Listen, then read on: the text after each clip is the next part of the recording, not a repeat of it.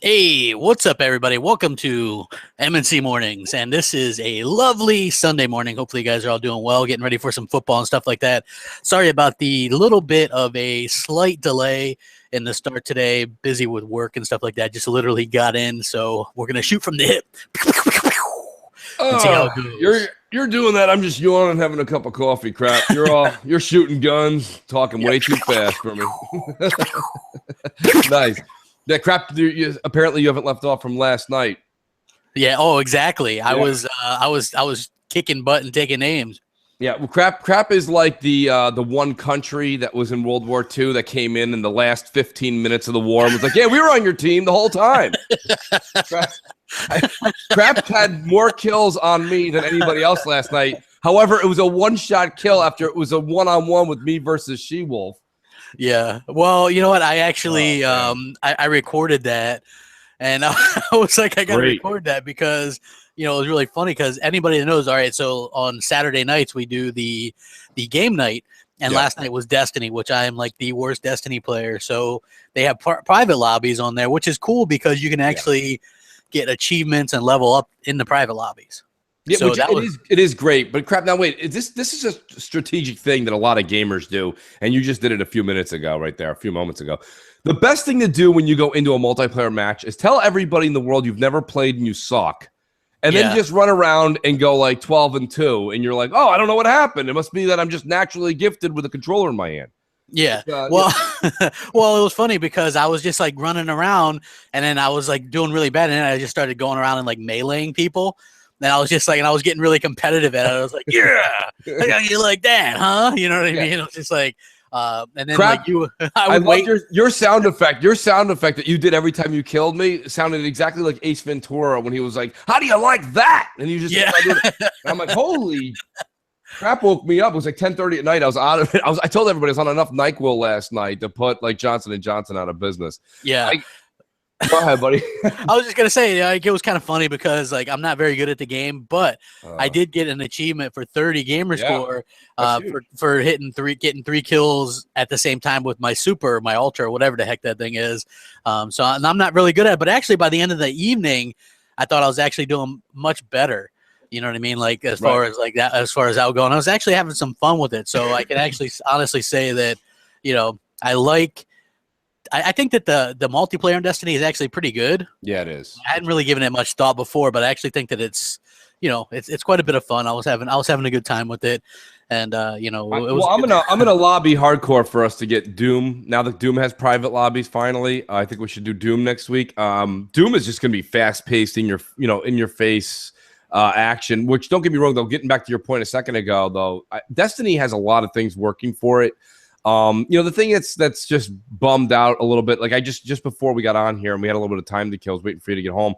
I was playing a few of the story missions in Rise of Iron, and the game is good, but really all they did, especially with the story missions, is it seems like they just took the old maps, just put some new paint on it, with this new Silva or whatever the new enemy strain or whatever this smart whatever it is technology that's out there. They just kind of patched it through, it seems, and then they just upped the light level. But I'm not going to sit here and bash it because I think as a consumer, you knew going into Rise of Iron, you were going to get exactly what I just said. And it was basically a hold to keep people interested in Destiny till we can get to Destiny 2. Yeah, I agree. Do you think there actually will be a Destiny 2? Absolutely. Now, the question I have for you, Crap, is if I'm Microsoft, I'm saying, hey, listen, here's a prototype box of some sort that's Scorpio, right? This is what we're going to be having. Maybe we'll tweak it a little bit. Maybe it'll be a little bit stronger, but you'll get a rough idea. We understand that Destiny 2 is probably going to release, if we're just following like tradition, in September of next year. So if that was to happen, Crap, we know that Scorpio's probably not coming out until October, November. I mean, that's a safe bet. I mean, unless Microsoft steps on the gas. Yeah, I've heard rumors that they might step on the gas, but me too. I guess some of that might depend on how the PS4 Pro is doing. Right, exactly that, and also with the chipsets that are coming out in early next year. But so there's that. But I mean, my question, Crap, and it's rhetorical to a certain point. But if you have an opinion, I'd love to hear it. Is Destiny 2 going to come out as specs portray today? And then the minute that Scorpio comes out, Destiny will be ready to jump to, if it's not 4K, but will Scorpio get either 4K 30 or we'll get 1080p 60? You think we'll see something like that on games that are right on that borderline of coming out just before Scorpio comes out? I would assume that Microsoft would get the same kind of treatment that Sony got. And I was thinking about this actually this morning, like when I'm, taking care of what I do in the morning. Like for those who don't know, I work sometimes Sunday morning, so I get up really early so that I can go take care of work and then get back in time to do the show. Right. And so I'm thinking up topics while I'm there, and I'm just thinking, well, you know what? A lot of developers are specially making like specialty resolutions for the PS4 Pro, right? Like, so Call of Duty will run at like 1400 or 1800p or whatever. Why wouldn't developers use specialty resolutions or whatever resolutions they can? So I could see something like 4K 30 frames per second on Destiny. And the reason why I say 30 frames is because the multiplayer is 30, and you have to keep the multiplayer the same on both. So I could see them doing 4K 30, and imagine that, because I've heard from people like Rand even, who says that Destiny right now on the S upscaled on a 4K HDR TV looks great. Yeah. I mean, so, I am so on the line. Nobody's been able to answer me this. Let's just talk 4K technology for a second. Let's talk TVs for just a moment. There's a lot of people I know. Shout out to Matty Beast, Matty Monk. Matty Beast, who was he's listening now, and he was in game night last night, and he went and bought a KS8000, and that's awesome. And that's on my radar. And I've told him I've got my eye on the KS9500, and he makes a good point, and others have made a point. I don't think me or you have the answer to this. If you do, my God, be conceious and tell us all. Yeah. But conceious, man. You like that? You're really like. I'm really stretching. The audience thinks that's a bad guy from a 1988 video. Yeah. No, but I want to know what's the difference between the two. And everyone keeps using the word. Well, it's the processor, Mooch. That's fine, but what does that processing power get me? Is it rendering something differently? Is it moving things faster? Does it give me a better input lag? Because all these other numbers seem to be lined up, and you're talking about $1,000 difference in price for the same size screen, the same everything. So if anybody knows, shout out in the chat section, the difference between like a KS8000 and a KS9500. I know it's the processor, but why is the processor that important? What am I getting out of having that better processing unit? I heard it was a backlight or something, right? Like some kind of light or something. Right? In part, it's that crap, but it goes a little further. There's LEDs that run along the bottom, and unless you go to the 9800 series, the KS 9800, then the actual help me here. The LEDs are all the way around the perimeter and in quadrants throughout the screen. That's not the case with the 9500, the 8000, the 8500. The LEDs are just on the bottom, and they shine upwards to give the light. So it's better lighting. It's better lighting, which helps in the long run. But I'm not. The numbers get astronomical as you keep going up and up and up in the TV world. So I don't know. All I can say is back to what you said about Rand. It is a huge difference to go to 4K. And I'm looking I have a 4K TV downstairs. It's just not. It's not HDR because I bought it in early 2015. It was before the HDR craze picked up. So, but the one upstairs I'm looking to get, I wouldn't mind getting one that has all the bells and whistles. I don't know. We'll see if maybe through the show we can pick up some knowledge. See, I'm just looking to get an entry one for this year, and then maybe next year or the year after when Scorpio's out, get something a little more extravagant or whatever, Because I know like Jez has one. He bought a good entry one that I thought was pretty good, and I've seen some decent ones. You know what I mean? So it's definitely something that I'm interested in. I mean, the S doesn't really do me good unless I have one of those. You know what I mean? Well, that's true, crap. But see, the thing is, when you say entry, you got to be. See, you. All you guys that like playing on smaller TVs, like 33 or 40, let's say 40-inch and down. I shouldn't say that they're smaller coming from the world we all grew up in, but nowadays with 55, 65, 75, 85 out there, when you're playing on a 40 or a 33, they're smaller. And you guys can really make out like bandits because you can get the top of the line. Like top of the line. Yeah. Like for in a 36 or a 40-inch screen, and you're getting all the bells and whistles for pretty cheap. It's once you jump above 55-inch, that's when you it's like tires on a car. If anyone hears a car nut, the minute you go from 15-inch wheels to 16, it's astronomical. They go from like $100 a tire to like $225. You know what I mean? It's a big difference. It is. Well, that's why I'm saying like from for me, I want to stay under 50 just because just how my room is set up, and I understand. That's where I do most of my gaming. I don't want to be like right on top of it, but I also think that like maybe for the living room next year, something more extravagant or whatever. You know what I mean? Yeah, and I don't know. I mean, that's something to say. The problem is for me to go and get the one that I want, even if I got an entry model. I mean, I would still. What would I be doing? Like just chucking the $1,000 out the window because I want to get a better one next year. You're better off take the $1,000 you're going to spend next year and the $1,000 this year and go get yourself a turbo. Yeah, but then the problem is I also got to get a bunch of games in the S, and I know, there is a lot going on. Yeah, there's a lot going on right now. And so it's interesting. So also yesterday, what's really cool about game night is you get to meet people that you like from all over, and game with them. So he had this one guy who was he was Irish or something.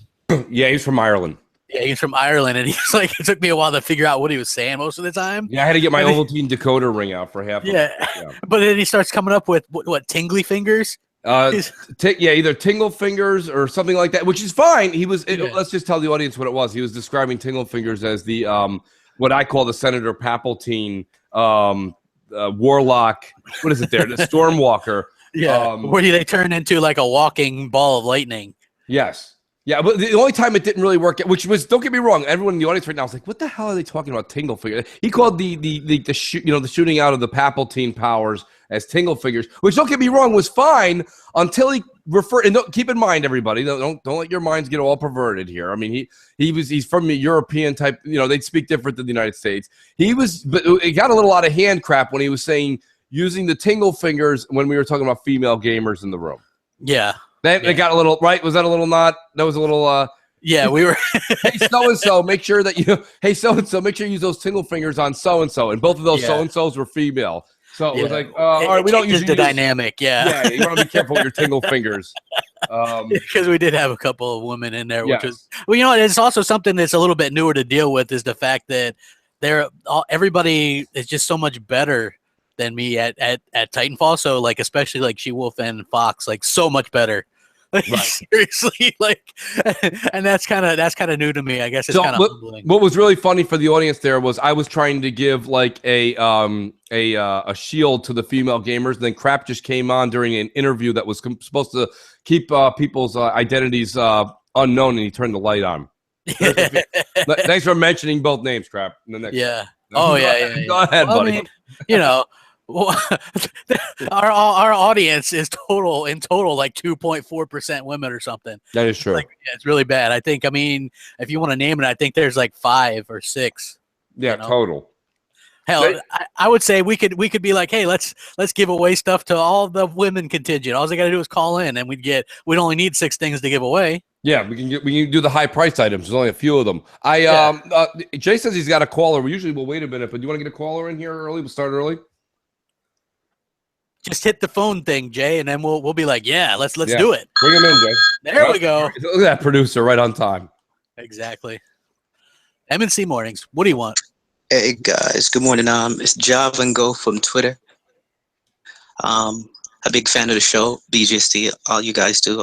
My question is, do you guys think it's finally time for everyone to come to the agreement that Forza is just a better series than Gran Turismo in every aspect? Thanks. Have a good show. I'm listening. Great call. Great. That sounded great. That's exactly how you do it, folks. Yeah, I mean, look, Forza's been better since it came out. Forza 1. I mean, at that point, Gran Turismo is irrelevant. So I think that. I mean, you can speak to it a little better than me, Crowd, because you're currently playing Forza Horizon 3. Yeah. But no, it's head over heels better. And listen, forget what me and Crap say. Go ahead and watch a Gran Turismo where they do it behind the scenes with the developers. And then go watch any Forza, whether it be Horizon or Motorsport, and look at Turn 10 and We Are Playground, and look at the passion in the developers' eyes. It's just it's day and night. It's like watching somebody that plays baseball and somebody that aspires to play baseball. You know what I mean? It's a difference like that.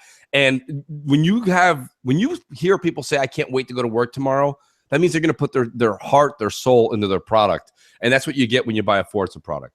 Yeah, it's really phenomenal. What's really cool about it is like this last one, Forza Horizon 3, just hands down has some of the most content that I've ever seen in a racing game. It's like the tutorial, the beginning is, and a lot of people, you know, like this is how you do what people wanted. Like when they say something like Titanfall, right? And we're like, well, what we wanted in Titanfall 2 was we wanted you to keep the same gameplay, but maybe add a couple things or do something along those lines, right? Yeah. So, and that's what you want. Now with Forza, that's kind of what they do. They leave the gameplay alone. They don't try to drastically change it. They just make it different and improve upon the things and make more content. And that's how you make a really good game. You know what I mean? Forza Horizon broke that 90+ barrier finally on Metacritic. People know that if an Xbox exclusive gets a 91 on Metacritic, it's probably really should be around a 94, 95. I agree. You know? I agree. So, I mean, you have that. But speaking of Titanfall, those developers, you know, Respawn. I'm glad you brought it up, Crap. You know, listen, this is for everybody listening. You know, and shout out to Aussie Gamer who's in the chat. I know he's a big Titanfall. He's a Titanfall. He even wrote just before we went live. He's like, Mooch and Crap, please give Titanfall 2 another chance. Here's the thing, Aussie Gamer. You know what? It hurts me to say that I'm not buying it. I may change my mind if they change their mind and give us early access. You know what I mean? Like, let us try the game. Exactly. That's my biggest beef with this right now is they're saying that the game is different. It's not what the tech test was. Oh, man, it looks like MNC Morning. Somebody wants to talk about it. What do you want? Hey, everybody. Hey, hello. Adrian Passion here from Oslo, Norway, bringing you controversial opinions on YouTube since 2006. And I got to say, I love the show, guys. You keep it up. Now, my question to you is, with Forza Horizon 1 being taken down from the digital store, which you may have heard of it, on the Xbox One, does this make you worried about digital games possibly being the only option in the future? Or do you think they'll continue to coexist? Wow. Me personally, I love my digital stuff, but I just want to know your guys' opinions. By the way, guys, I'll be on the console corner next week. Just want to let you know. Okay, cheers. Nice. Cheers. That guy got in. He's like, I've been doing this since 2006, and I'm going to be on console corner. He's like, I also sell Cutco knives, and this is my website. That was awesome. Yeah, no, great. He makes a really good point because I read the tweets that came out yesterday in the article where they're basically, what are they doing, Crap? They're taking the multiplayer away from Forza? They're delisting the game. You won't be able to buy it digitally anymore. So there's still going to be the physical used copies, and maybe if there's new copies still around there or whatever. But what happens is that game had licensed music in it. Yeah. And those licenses expire. You know what I mean? And I think that that's probably what's really happening. Did you see, like, Darian Spivey sent a tweet that has a good 49-inch 4K Ultra HD TV for $527. So retweet that for me, Crap. I want to take a look at it. Okay. But yeah, I mean, but let's answer his question, Crap. Does that make people more weary of buying digital? I don't think so. I don't think that it makes people weary of buying digital, because if you have it digital, you get to keep it, right? And it was the games with gold games, so you get to keep it. But going forward, this might be like, you know, one of those situations where you'll have to be careful, where, you know, you quote unquote get to take your library with you. Like, games might not always be available, but this has always been a problem with like Steam and, you know, even on consoles. Like, remember they delisted like Deadpool on 360 and PS3. Sometimes it's just like these things, the licenses and stuff like that expire. And so if you don't get it, you know, I mean, within a certain amount of time, then, you know, I don't know.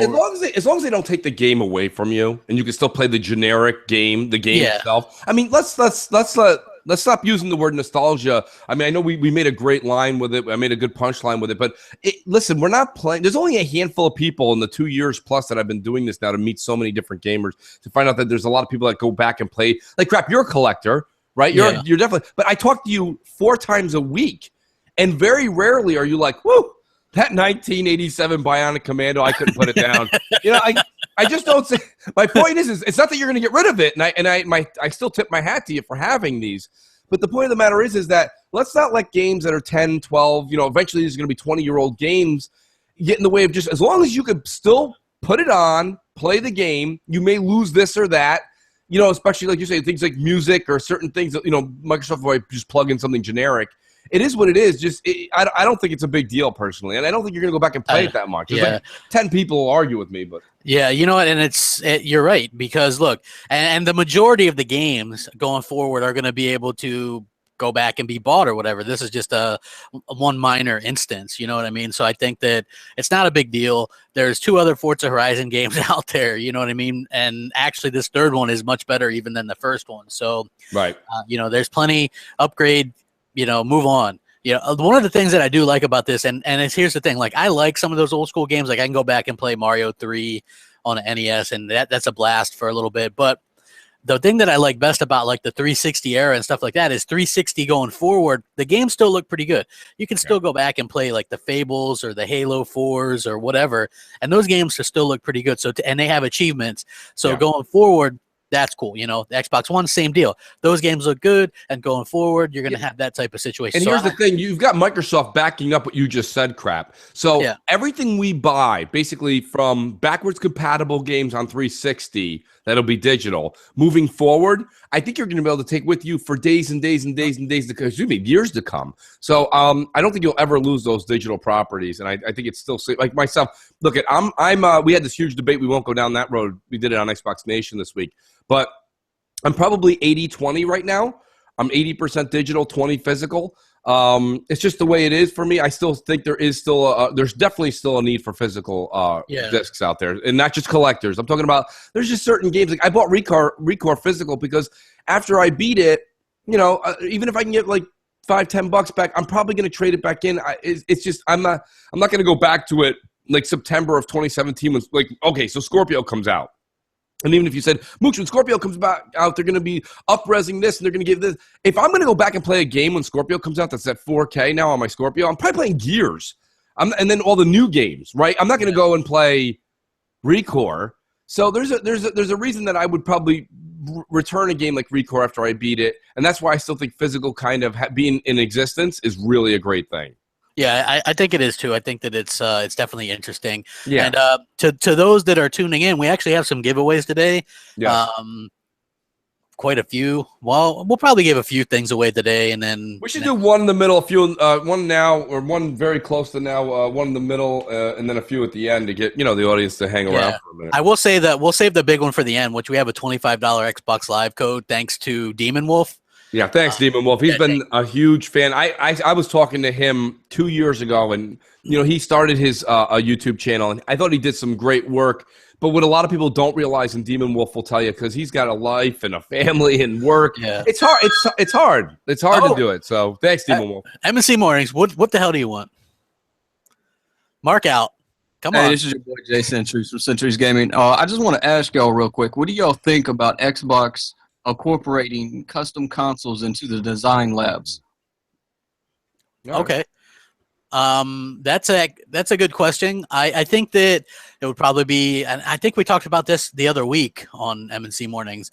I think or it may have been Xbox Nation, I don't know, but I think that doing that would be cool, but I bet it would probably cost a little bit more. Like, would people be willing to pay an extra, $40 to get their console a certain color? I'm probably some would. Well, listen, Crab, I think a lot of people would, to be honest with you, and I don't think this is a lot of skin off Microsoft's nose to make this readily available for customers. But the thing about it is, I'm in the other camp, and I'm probably in the minority. Personally, you guys know my analogy. I use it all the time. When I go somewhere, I want the chef to prepare the meal. If I don't like the way the console looks when it comes factory, I don't really want to go send it back into these other people to have it, whether it comes from, and Microsoft's giving you the option for a different color, so I think it's definitely do it. I say go, do it. Give the option, because just like with Redbubble and things we have, crap, Microsoft doesn't have to put any money out of pocket until the order and the money is placed. So it's a win-win, right? The customer, capitalism at its finest, folks. God bless America. What you got here is you got a company like Microsoft. They give you the option. You pay them. They give you your product. Both sides are happy. So Microsoft doesn't have to put any kind of extra money out of pocket just to give you a custom console. Now, the only thing I would say, if you want to get me involved, you want me as a consumer, I need more options in the customization, because just taking an Xbox One S and making it yellow or making it light green, that's not enough for me. That's a me thing. It's just a me thing. Like, I want to be able to put my Mooch logo on there, right? Or Crossfire logo. Something. I want to have something on there that's a little bit more customizable to me and my gaming experience. And the problem with that is, like, I see people put their like football teams colors on there and stuff. Yeah. Like why couldn't you put your football teams? Oh, wait, that's right, because it's all like patented stuff. You know what I mean? It's like you can get like, I don't know, like a debit card from like wherever your banking is done, and you can like custom design those, right? But it seems like whenever I try to do custom design on mine, they always deny it. You know what I'm saying? Like, that's it. You can't use an NFL logo, things that have trademark. But I mean, any logo that we all have or something, maybe you just drew up, but you want it on. Well, then again, it starts to get a little bit crazier with the prints. But I mean, like, you could maybe even it's just text, just wording. Maybe you can put, your gamer tag on it or something. Who knows? I think it's a win-win for a lot of people. I think we talked about it before, but it's a good idea. Yeah, I agree. And so I think one of the first thing that we should give away, if anybody's interesting, is we have multiple codes for Banjo-Kazooie nuts and bolts. Yeah, we have a lot of those. Yeah. Now, how do you want to go about it, Crab? We've talked about a lot of things. We didn't talk about how we're giving away unless you got a great idea. Well, we can just talk about this on the air a little bit. Let's just say, okay, I have a trivia question, right? And so the first person that can call up and answer the question, they can I'll DM them the code on Twitter. Right? That's great. So here's a trivia question, right? The original Banjo-Kazooie was made by Rare's A team, and they had two teams. The B team spun off and was doing a different game that became quite successful as well. So if you can tell me what the B team was working on, they were working on a game at the same time as the A team was working on Banjo. If you can call in and tell us the answer, Banjo-Kazooie nuts and bolts is yours. I love that. I do think you also gave them a final Jeopardy question. Yes. That was not easy. That was not $100 question. That's a $500 question. I think that hopefully somebody gets it. Look, Google could be your friend. Yeah. We don't care if you use the internet. Help yourself. We don't know if you cheated. Mm-hmm. So like, what's interesting is, like, we usually get wow. Crap. Maybe somebody wants that nuts and bolts. Yeah, they do. MSC Mornings. Hey, fellas, what's up? What's up? What's good? In a row. I made it on. Feels good to talk to you guys once again. This is Dirk Griggity from Twitter and everything. I got a question. I was thinking, in 2014, Master Chief Collection came out. 15 Halo 6 this year, Gears. I know the Scorpio is coming out next year, but do you think Halo 6 is coming, or do you think it's Crackdown is like going to be that big exclusive launch title? What do you guys think? Thanks. That's a good question, and that is. I do think that I'm drinking that Xbox Kool-Aid. Yeah. I think Halo Anniversary 3 with native 4K 60 frames, because that would be an easy game to do that to. You know what I mean? Like, just like Sony can do The Last of Us, and that's a showcase game for their Pro, and that's a last-gen game. Yeah. I think that Halo 3 Anniversary with its own original Halo 3 online multiplayer, no issues with the Master Chief Collection or anything like that, I think 4K 60 would be great. I think you're right, and I'm slowly starting to sip on the Kool-Aid, but the problem is that what the gentleman was just asking us too was that's not enough. So to answer his question, I think it's going to be Crackdown 3. Yeah, I think Crackdown 3 is going to be a big title next year. And then Halo 6 will be the year after. Yep. And the reason you don't want to rush Halo 6, as much as I love Halo, don't rush that, because you got the multiplayer going. They're still doing DLC on that and free updates, right? It's got a huge community still. So you're good to go there. It really is the gift that keeps on giving. Isn't it really funny how many times like Halo 5 has an update? I mean, I'm like, I have to check to see if the tweet is new or old. Somebody retweeted. I'm like, wow, that is new. I'm like, holy shit, they're giving more shit away. Yeah, so they're giving away so much stuff. It's unbelievable. And there we go. Maybe this is the answer to the trivia question. I don't think we'll ever get that answer. It was about that question before, crap, that you said. What game was it? Was it 1998? Was it GoldenEye? Yeah, it was. It's GoldenEye. Ding, ding. Second team. And get his name and then DM me on Twitter. That was awesome. Yeah. Well done. What was his name? Jay? Well, Jay will get it. Tony Brennan. Okay, Tony Brennan. So Tony Brennan, DM me on Twitter because my DMs are open, and then I will hook you up with a Banjo-Kazooie nuts and bolts. Congrats. Did you just recently leave it open? Your DM? Yeah, my DMs have been open. Oh, wow. Living dangerously, I see. Yes, I do like to live dangerously. Yes, I also like to live dangerously. Yeah. Very nice. Yeah, so congrats to him. See, I knew somebody would get it. Yeah. To get in my DMs, you have to knock a special way. A small sliding glass opens, and then it's New England clam chowder. Is that the red or the white? So it's very difficult to get into my DMs. Yeah. Well, it's just I try to be friendly as possible. You know what I mean? Like, yeah, crap. I think friendly. I think of you. That's the way. Yeah, I'm a super friendly guy. Unless I'm getting competitive, and I'm like, I grit my teeth. I'm like, how you like that, huh? Yeah, how you like that? Yeah. Oh my God, man. Still had nightmares about those sound effects. Yeah, well, I mean, that's how I am. Well, we skimmed over the Titanfall 2 thing. I think we should talk about it a little bit more. I think that we've got Remedy or Respawn trying to come out and trying to be this like, well, now they went from cocky to woe is me. Let's take that call. Yeah, M&C morning. She-Wolf. Woo.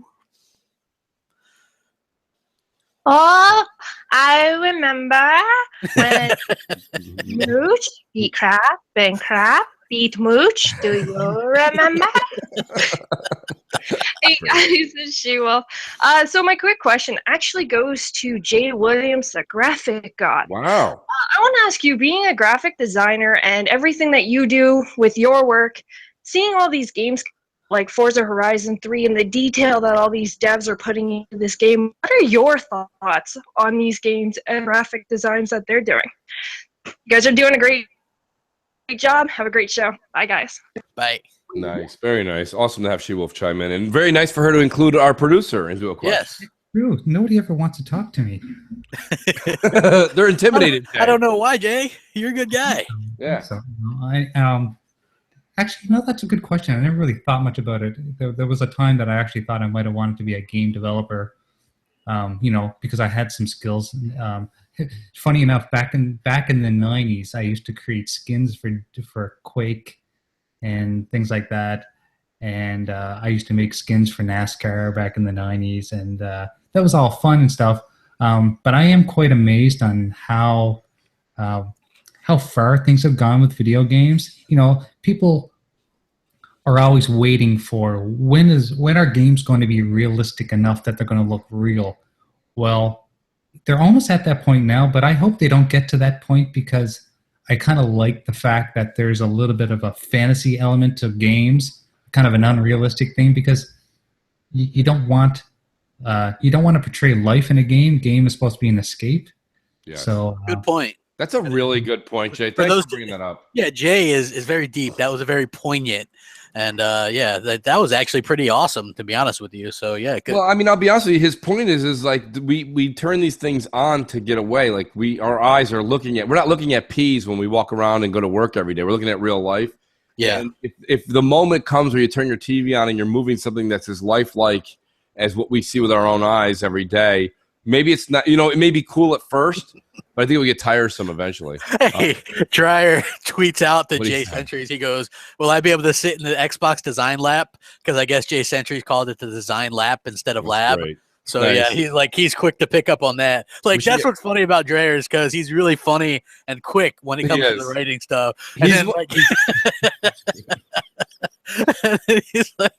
I don't know. He sort of reminds me a little bit of Assassin, a little bit with the dry sense of humor or whatever. Yeah. So shout out to him because I think he's watching as well. Assassin is, and I think he wrote Titanfall 2 with a heart. Yeah, Titanfall 2, everything else. Yeah. He's like, that's the joke. I'm like, I don't know. You still like that one, right? Yeah, I know. Okay. M&C Mornings. What do you want? What do you got, buddy? Yeah. Okay. Hi, guys. My name's Amir, and I'm a physics and maths student. And I really like these chats because they sort of get me through my homework. My question is, how do you think the economy in the next few years will affect the sale of the Xbox One Scorpio and PS4 Pro? Thanks. Okay. Good question. Is he basically saying with the way that he thinks maybe the economy is going, it would affect purchasing power on the consumer's end? Yeah, I'm guessing so, but it looks like hopefully the economy's starting to come out a little bit, and I'm thinking that Scorpio is going to be priced at a pretty decent price. So I'm not really thinking that it's going to be some hugely expensive deal. You know, I think that we'll see a good price point for it. Yeah, no, I agree. I mean, you guys talked me into the fact that it may be cheaper than I originally thought. I thought Scorpio was going to be $600. Did you see Albert Penelo though? Even him, he was like, "Yeah, well, we're going to have fun talking about this next year." Yeah, I mean, when he said that, I mean, of course, he's not saying that, and then it's going to be $1,000, right? So it's going to be cheap, and I think that Microsoft's going to eat a little bit of this. I think they're going to eat a little bit of the cost. I think they're also going to get the cost down very low with the new technology that's coming out. All that being said, I don't think you're going to have a lot of people complaining about a money issue if that's something that you want. The question is going to be with Scorpio, personally, I think, are people going to feel that what Scorpio is and then how the developers handle it? Is it enough for them to ask for you to go and spend more money on a product? Because your Xbox One S is going to play the same games, just not play them as pretty, if you will. Yeah. So, I mean, you know what I'm saying, crap? So, I mean, really the question comes down to is, will the develop? That's why it was very important. Let's take a minute here and understand this. Phil said it twice at E3. Let's reiterate it. We decided to mention Scorpio this early so that you the consumer know, but also our developers and partners know that this device exists and we are putting it into their hands now. Meaning, we don't want to end up the same way that this generation ended up, right? Where we were like, let's just do remasters. I don't think Microsoft wants to launch Scorpio and then have the first 6 months be all the games you bought 2 years ago just up-res the 4K. You know what I mean? Like, that's not what they want. So in order to do that, they got to get these boxes and these dev kits out a while ago. So they've been out. I think they've been in people's hands since March, right, crap? Yeah. I mean, right around the Build conference, maybe even a little earlier. So that gives them almost a full 2 years of development time. That's a lot of time to transfer over. Especially considering, according to the PlayStation 4 Pro documents, that those developers had the Pro stuff way less, and they're able to do stuff like the custom resolutions and things like that. So I think that it's only going to be extremely helpful. And I just DM'd Tony Brennan, who won the Banjo-Kazooie Nuts and Bolts, and actually the code that I gave him came from She-Wolf through Sergio B at Wildcard Comics. So that was the first one that I gave away. So thanks to him for giving us a code to give out first thing in the morning. And again, we have a $25 Xbox Live code that we're going to give out very shortly before the end of the show. So you guys don't want to miss that. Compliments of Demon Wolf, who is about to be a dad for the first time, I think, in January. That's right, man. You got like his whole bio. Are you writing his book? Yeah. Oh no, man! Me and him go back a long time, man. Like he's a gear's head and stuff. So yeah, he is. He is a gear's head. That's right. Yeah, so I'm always like cool with the gear's heads and stuff like that. So yeah, that's pretty awesome. But Titanfall 2 is better than everything. That's the joke. Who's there?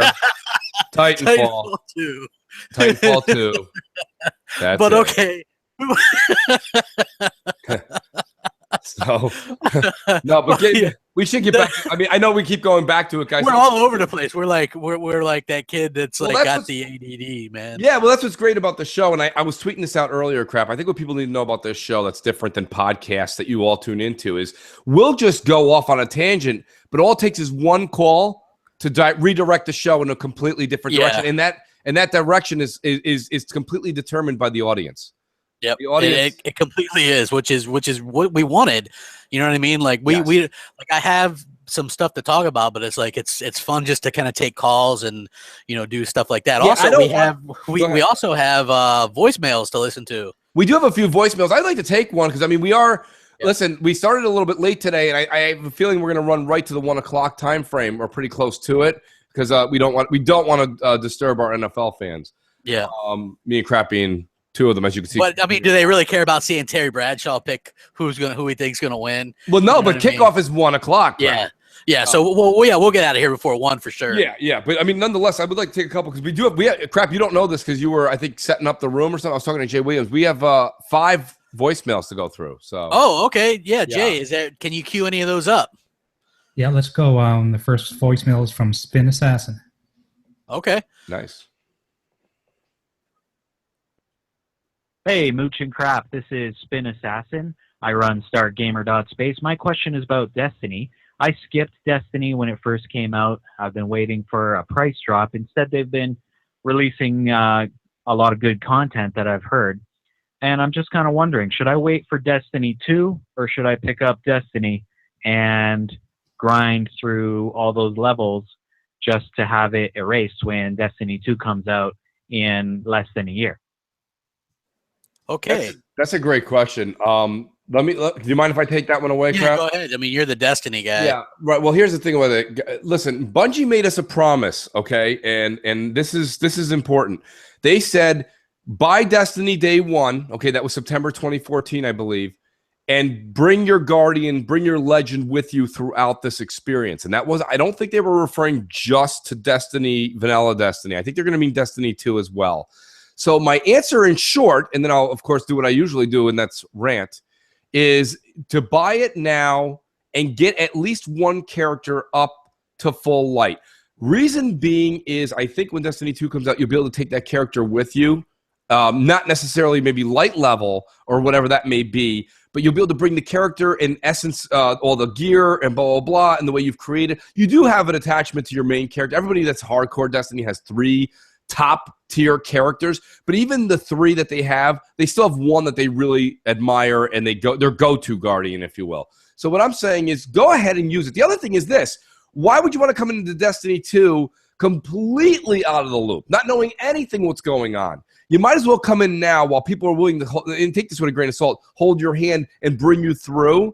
At least you get a taste of it. You'll understand the mechanic. You'll understand what is the good qualities of Destiny, what are the bad qualities of Destiny. And I just think you'll enjoy it more if you come in now. Now, does that mean you have to go spend $60? No, you can wait for a sale. You got a full year. You don't have to go get it tonight. But the sooner you jump into the pool, the less it'll feel like cold water. You know what I'm trying to say? I think you can get the whole game, even the new DLC, for $60, right? $60, and it includes all the DLC. Yeah, I think that's a pretty good price point, and there's no way they're gonna just throw away what people have worked for the last couple of years. You know what I mean? I think that your characters are gonna take over, and they're just gonna increase the cap levels or what have you. So, I mean, that's just the way those type of games are. So I definitely think that it's definitely a good time to probably get into. And for $60, I mean, that's you can't really beat that, to be honest with you. Well, you know, Dreyer just wrote something on Twitter. He said, I bought Destiny, so I'm getting into that. I really don't think they'll make a sequel until 2019 or later. My only thing, Dreyer, is this. You're just getting into it maybe now. This gentleman that just called in is just getting into it now. But realistically, a lot of people have been playing this game for over, going to be 2 years. And I think they just want new maps, new this, new that. Because here we are with Rise of Iron, and it's the same maps, again, with just like a new layer of like coloring over top of it. So I just think that everyone's kind of ready for another iteration. So I do think a Destiny 2 is in our future. The unfortunate part is they're linked with Sony, which I wish that contract was over. Exactly. Jay, do we have another? Can you queue us up another one of the voicemails? Don't forget to call in, everybody, too. Yeah, I mean, you guys can feel free to call in MC Mornings. MC Mornings, don't be bashful. There's really no reason to be bashful. Yep. What's up, Jay? High and Dry with Jay Williams. Jay, the producer. He got all excited because She-Wolf asked him a question. I think he just resigned. Yeah, he's like, you guys are running the show yourself now. He's like, I'm leaving on a high note. Yeah. Well, interesting. Oh, there it is. Yeah, there we go. MSC Mornings. Crap, what do you want? You say that like you're a drive-through host. Hello, Crap. It's Mr. Zombie Killer again. I have a question to ask. Coming October 5th is the Gears live show. Are you guys going to be watching that? And I wanted to go to a midnight releases now, but now they're going to like fade away because digital releases. Thanks.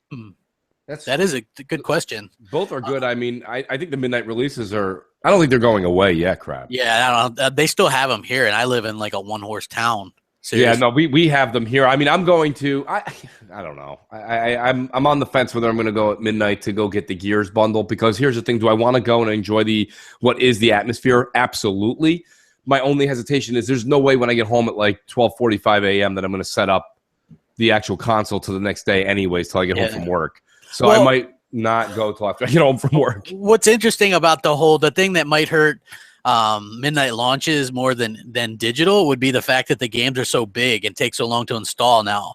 Great point. Yeah, like you know how like I used to go to all the Call of Duty midnight launches because you get home by 12:30 and you had a couple hours at least that you could like hop in and play some multiplayer or some of the campaign or whatever. Yeah. Now it's like you go to the midnight launch and then you can install. Yeah, by the time I get home from work the next day, I'll be able to play. Well, I think that's where the callers made a hell of a point. You're right, Crap. That's your dead balls accurate. To be honest with you, now when you pre-order a game though, it downloads and then at 12:01 you're playing. Yeah. So what you just said you enjoyed to do is more of a digital thing now with the huge downloads than it is a physical thing. I wish that they would let you download it. Like if you give that option, I think that'd be cool. Like, you know what I mean? Like, you're going to get the game physically, but download it. And then once you get the disc, then boom, then you can play. You know what I'm saying? Like something like that. That's not that crazy. Yeah, because you have to be online anyway. So, you know what I mean? Like it is a form of DRM, but who cares? Everything's DRM. Everything's DRM. Don't let anybody in the media tell you about DRM and scaring you and your machine's always. The minute your Xbox One or PS4 is offline, you start shitting your pants anyways. So, you know what I mean? Everyone freaks out about the DRM, but the minute their phone isn't connected to the internet, they're like, oh shit. You know what I mean? Like, listen, it's a part of life. It's where we are right now. If you don't like it, just leave leave technology. Just leave technology altogether. Yeah, I mean, look, remember who was that guy, Adam Orth? He was like, deal with it. Everything's connected. He wasn't wrong, though. He's not wrong. Yeah. And stop with all this political correctness out there. When somebody tells you who's in the business, stop bitching, stop crying, this is the way it is, they're not being assholes. They're just telling you that's the way it is. It's called tough love. Yeah, I don't understand people these days. Why do you have to like dance around a subject? Like, I agree. Just to get to where we are. Look we danced around DRM crap from 2013. Here we are in 2016, and now people are like, "Oh, I do need DRM." We said that. So I don't know. Jay, you got another voicemail. You got one, Jay? Oh, Jay's all right. He's probably taking a phone call. He may have taken a lot of caffeine pills. Yeah, not sure if. There he MNC Mornings. What the hell do you want? Hey, Richard Crab, what's up? I just wanted to ask, since you could use a keyboard and mouse on the PlayStation console, wouldn't it be better just playing games online so you won't be overpowered by keyboard and mouse, and you could just use the controller? And about the Windows 64 app, if it's going to be available, I'll just let you go. Thank you. Okay. I think like there's some kind of third party thing, but it's kind of expensive for the PS4. So and it's not as true to form as a real keyboard and mouse would be, like on a PC. So I don't think it's as good. So it's not something that a lot of people are going to do. And at the end of the day, console gamers aren't going to want to use keyboard and mouse anyway for games. Right. So I don't really think that's a big deal. No. And then what you see how Microsoft is handling theirs, like they're so worried about it. Like look at Gears. You can play co-op and do horde mode with people on PC, or you can play co-op campaign with people on PC, but no multiplayer. You know what I mean? Like yeah. I think they said that specifically, right? Crap, it's the couch co-op. Yep. Couch co-op and horde mode, only co-op stuff. No competitive multiplayer because they want to keep things fair and balanced. And that's the way to do it. If you can't do it, then don't offer it. Remember, originally they were going to do. You were going to be able to play against people on PC with like Halo Wars 2, and then they pulled back on that and said, nope, we changed our mind. You know what I mean? So obviously there's going to be some issues. So. So okay, Jay says he's not ignoring the guys. It's not easy running mission control. We're like, Jay, because this is funny because we're like, hey, do some voicemails, Jay, and then you're like, but call in too. So he's sitting there trying to punch up voicemails, and you got we're like, Jay, dance on one foot, Jay, dance. And I'm shooting a gun at the floor. Spin around, come on, dance, Jay, dance. What's that, Jay? You want to take another voicemail? Yeah, sure. Let's do another voicemail. We got one here from Matty Beast. Matty Beast. Hey, MC Mornings, this is Maddie. What's going on? I just wanted to ask real quick, what games are you looking forward to most this upcoming holiday season, and which ones will just miss the cut? Looking forward to hearing your answer. Take care. Bye.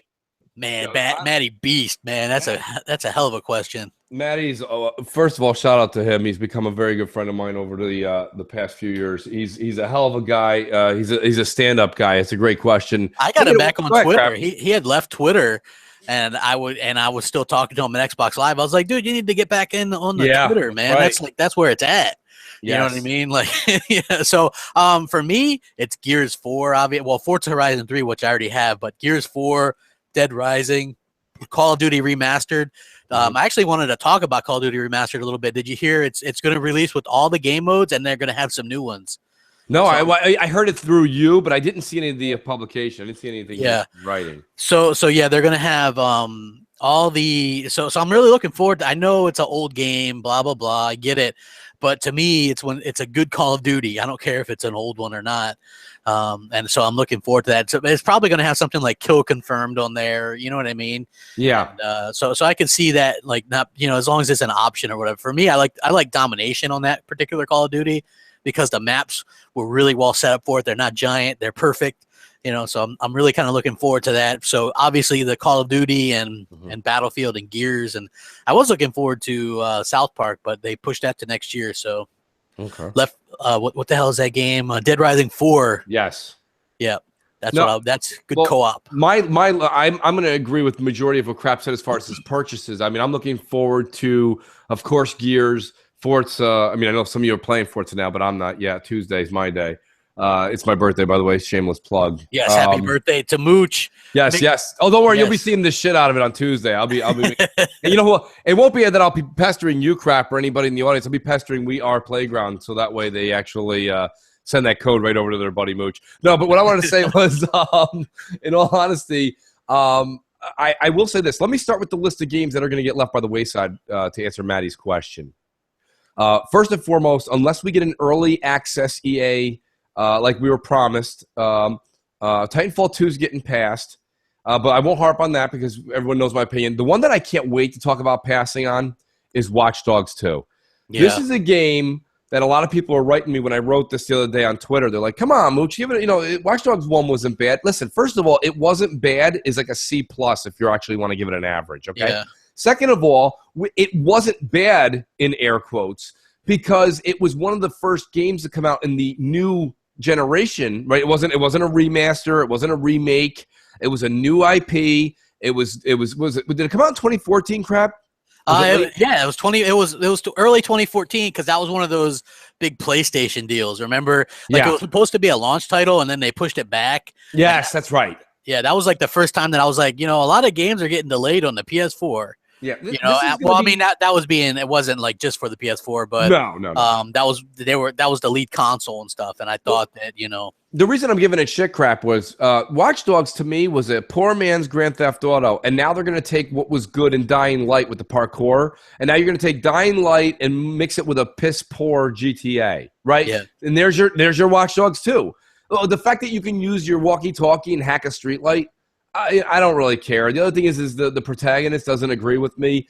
A guy running around just like looking like some kind of like trying to be like a vigilante / I don't know, like gangster. I don't know. What do you like? For me personally, here's my thing: buy Mafia 3. Yeah, that game I am really excited for. Yeah, I'm buying Mafia 3, and I'm going to play. I don't know how I'm going to play Mafia 3 and Gears of War in the same week, but I'm going to try my damnedest. Yeah. Mafia 3's got all those GTA qualities that you want with a good story. It's got the money behind it. I don't think anyone's hated a Mafia game. Either you played it and loved it or you just didn't play it. Yeah. But there's a lot of people new to that franchise, but Mafia 2, I played that on the 360 recently, and that was like my introduction to it. I was like, holy crap, because it's open world, but it's not so full of open world stuff that you get sidetracked and anything like that. So no, I agree. So the games I'm looking forward to, of course, are Dead Rising 4, Gears of War 4, Forza, Mafia 3, and I'm passing on. Of course, I'm passing with hostility on Titanfall 2 and Watch Dogs. The game I'm passing on, but not hostile on, is Battlefield 1. I will not be buying that. It's just not my game. You can't, and I am looking forward to the nostalgia of what Call of Duty is giving us. And I haven't played Call of Duty now in 2 years, so I've kind of got that itch. Yeah, but like I say, Battlefield, people are like, well, Mooch, there's a category for you. It's a smaller map and a smaller this, and you do this and blah, blah. And I'm like, I don't really want to go play Battlefield 1. That's not where it was designed. Most people are playing Conquest or whatever the other games are, and there's too much going on, man. And I know you like it, Crap, but I'm telling you, I'm making a prediction. My prediction, especially with all the games, is I think you will start to enjoy Battlefield 1 right around July 2017. You know, I probably will. You know what? Like, Yeah. it'll be the one that I'm going to play the least. Obviously, Gears and then Call of Duty 4. And it's not busting your balls, crap. It's not. It's I just get the way it. it Yeah. is. It's just the way it is. It is. Like, I got into it just on a goof, really. We were, you know, me and my buddy Grave were like, let's just play it, download it, and play it off of EA Access. Right. And, you know, we were just going around, like, sniping people and, like, just being annoying. And then I was starting to have fun with this, sort of like how I did with Gears at first. We were just chainsawing people, and then you start to get, you know, you're like, oh, well, let's go and have some fun with this. I think it's interesting. So, right. Yeah.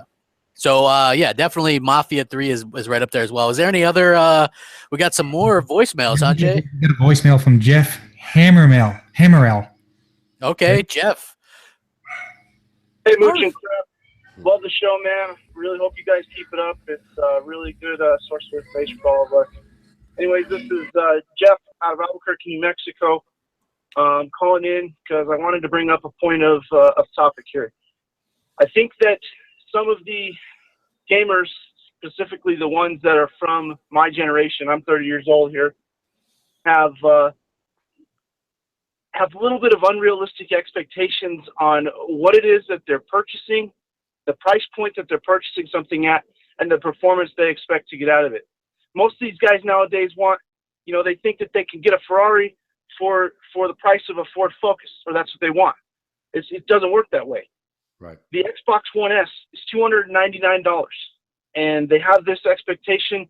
The PS4, same price, $299. But and I think, you know, trying to follow me here. I think Sony also pushes this narrative, knowing that they can't meet the expectation, but they know that their fan base is dedicated enough and vocal enough about it to include the media that they'll continue to push the narrative of 4K gaming, even though it's not 4K, but they'll tell you it's 4K and 60 frames per second or 1080p 60 frames per second. I haven't seen a single game come out of a Sony PlayStation that's 1080p 60 frames per second. But nonetheless, they're going to tell you all this stuff all at $299. We all know that's never going to be the reality here. The reality here is what they accomplished specifically out of Xbox, and the One S for that is amazing. You get a console that plays AAA games at medium to high settings at a solid 30 or 60 frames per second and in an HD resolution. It's upscaled to 4K now. I mean, you find me a computer that you can build for $299 that can do that and have the same visual quality, and I'll concede my point. But it's not going to happen.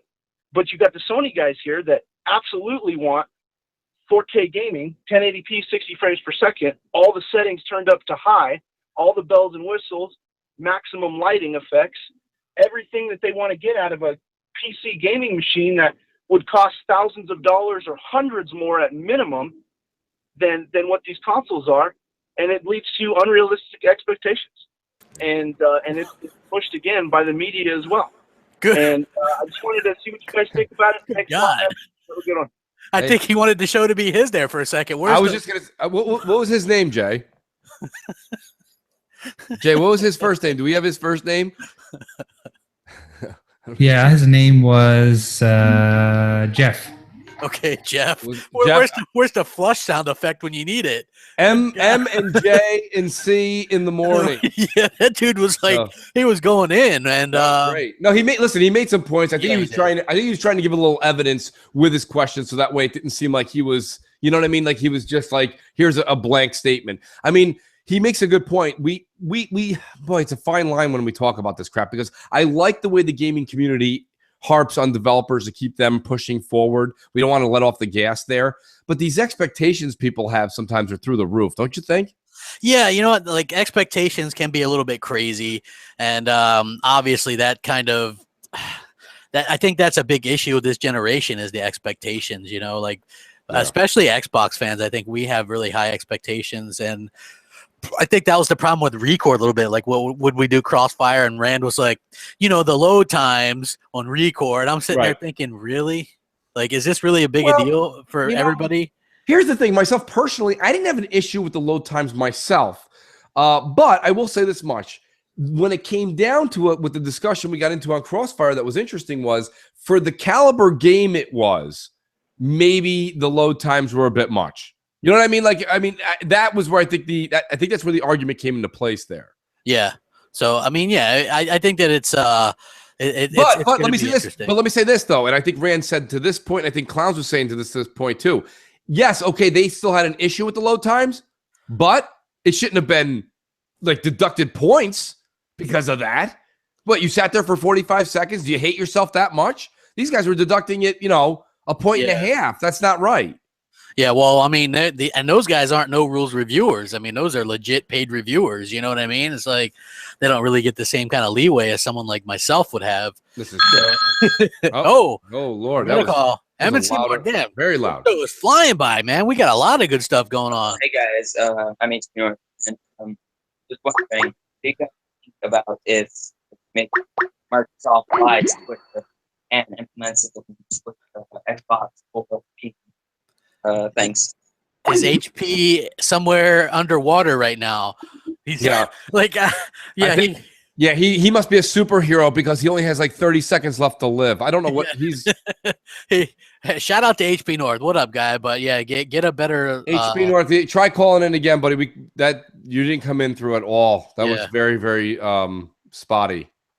At best, yeah. Like I have no idea what he said. Like honestly, I understood what Try to get him in here again if you can, Jay. I understood what the Irish guy was saying more last night during game night than that guy. Yeah. So. Tinkle fingers. Tingle fingers. Hey guys, my tingle fingers. Make sure you use your tingle fingers on her. I'm like, well, I don't know if that's necessarily appropriate. Yeah. Hey. But, it's not like his wife. It's not like her wife or her husband's right here in the room. Yeah, her husband was in the room. He's like, use your tingle fingers. Like, take it easy. Take it easy, Mr. Ireland. Oh, there we go. Well, MC Mornings. Have a better connection this time. Hey now. What's going on, Mooch? What's going on, crap? This your boy Maniac 730. We breaking pony legs over here. No mercy. Sweep the leg.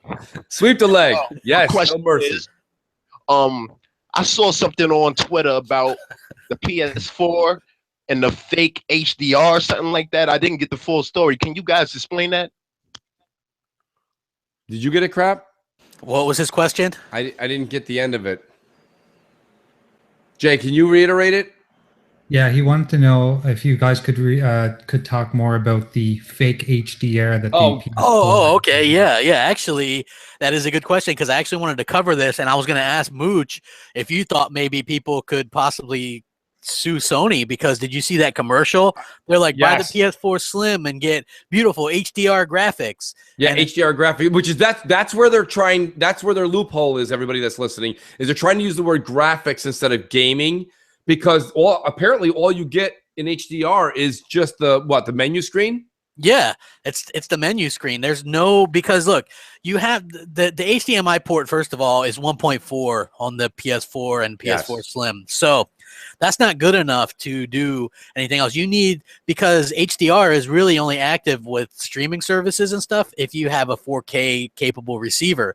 Yeah. So it's not going to interact. You're not going to have the option to watch HDR content with a 1080p TV or if you have a 4K TV, you're not going to be able to do it either because it's not going to support it. So basically it's nothing there. And there's no games that support it.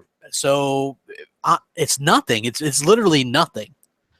No, I agree with you 110%, crap. And I'll be honest with you. I think that what's going on right now is this is what we've been saying since day one. The reason that I'm even on YouTube, crap has a different reason why he got into the whole world. Mine was when I was looking at the bullshit that Sony was pulling since day one. From the time that they pulled the camera out of the box and they were like, we've been doing what you guys said all along. Bullshit. When people were complaining at 12 o'clock earlier when Microsoft presented it in 2013 at E3, they only changed their mind 3 hours later.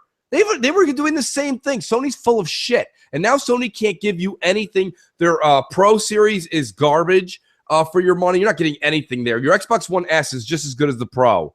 The Pro's going to be able to do what? The remastered edition of The Last of Us?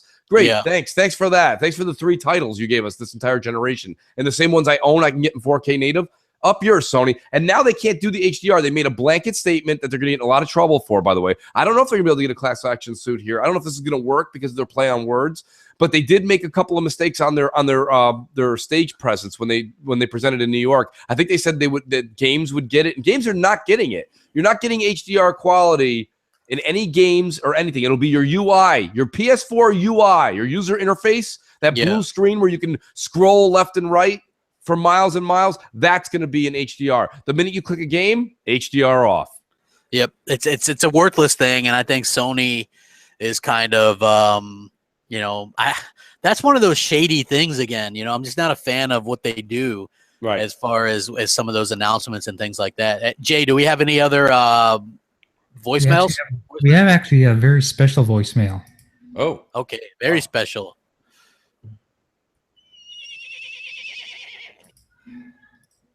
We got a pony calling in. It's a crap gamer mostly, basically, and this is going to a crap gamer. I don't know why I just stuttered that much. Anyway, you compare the Xbox One S to the PS4 Pro. Just because of 4K Blu-ray player. Again, not a fanboy of PlayStation or Xbox. I'm medium. I had an Xbox 360. I loved it over the PS3. I think it demolished the PS3. I like PS4 better than the Xbox One. And Maxine crap game of this is that 4K Blu-ray player is gimped with the audio. Then you got the interface that is really bad, and the club system is the PlayStation community system. They have that since day one and stuff like that. I'm wondering, why do you like it that more just because of that 4K Blu-ray player? The Xbox Scorpio, you also got that community that's like 6-year-olds, like people the younger crowd. So that's my question to Crap Gamer, and maybe to you, even to Mooch. I don't know. I don't see that much of biasism, and somebody flush this guy. So, Warfare. The reason why it drops down to 39 FPS is because they're testing it out. Still, it's in alpha form, not even beta form yet. Actually, soon it'll be beta form. And one more thing, Xbox is not the best place to play. It's actually PlayStation. They have more exclusives.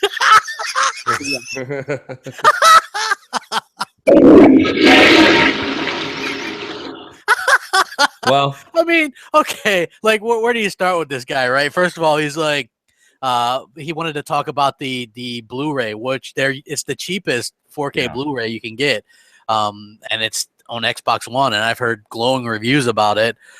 Second of all, as far as like the clubs and stuff, the clubs are much different than the community thing on PlayStation. When they try to do social stuff on PlayStation, it still sucks, right? Like there's no real way to weed anything out. Like on the clubs, you can track how many people are in your club. Right. You can share like your screenshots and your gameplay clips, and you can promote people to moderate. Like I've got like 3 or 4 different moderators in there. Yeah. It's much more flushed out, even though that's still in beta form, than the social stuff on the PlayStation. And the best place to play is obviously for me is Xbox, as far as that. And then the Call of Duty thing, Call of Duty always runs piss poor on PlayStation. It always has. Yeah. I don't really see that changing. And as far as that, I would love to have something to play on PlayStation as well this holiday. But again, alas, it's another holiday where there's nothing. I got a big stack of games. I'm actually going to take a picture over the last 3 holidays of the games that Microsoft has released for the holidays exclusive versus the ones that Sony has released. And guess what? Yeah. Sony is nothing. That like I can crap in one hand and wish in the other, and the crap is going to pile up faster. Absolutely. The wishes don't. It's like there's nothing there. So, but you can go ahead too, Mooch, because I thought that was funny. Well, like, I don't mind. Like if he at least kept it.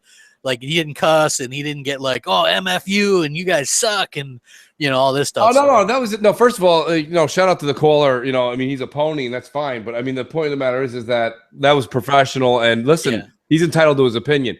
So my only thing is this: he's dead wrong. And the reason is that you've got nothing coming out. Listen, when people say PlayStation has more games, you're out of your mind, right? I mean, you're out of your mind. Because if you're talking about games that are just JRPGs, and not even AAA JRPGs, they're like, I think they're like single A JRPGs. Yeah, if you want to count all those ridiculous cartoony things and that's what you like, then yeah, by chance, you're a lucky consumer. You actually got something for your money. Myself personally, crap, and everything that I think majority of people that call in or listen to anything Xbox related, we like AAA. We like Michael Bay movies, okay? We want big action, lots of stuff, a lot of money put into the games. We don't want to just walk around all day and pluck a carrot out of the ground and feed a horse and then, go learn something from a sensei and then come back and pluck a radish. Like these guys are playing like games that were like really, really fun like in 1986. Yeah. It's funny because a lot of these guys are younger gamers. I just think that it's so weird that these younger gamers, like, they love what we grew up with, crap. They love what we grew up with. Like, I think they're pissed that they don't have. They grew up in an era where Call of Duty was the standard. You know what I'm trying to say? Like that's new hotness. The Call of Duty is the new hotness to them. You know what I mean? We grew up in a game. We grew up in a game era. Do you remember playing Contra when you're playing couch co-op and your character just disappeared into nothing for no reason? You're like, where'd my guy go? Yeah, I'm dead.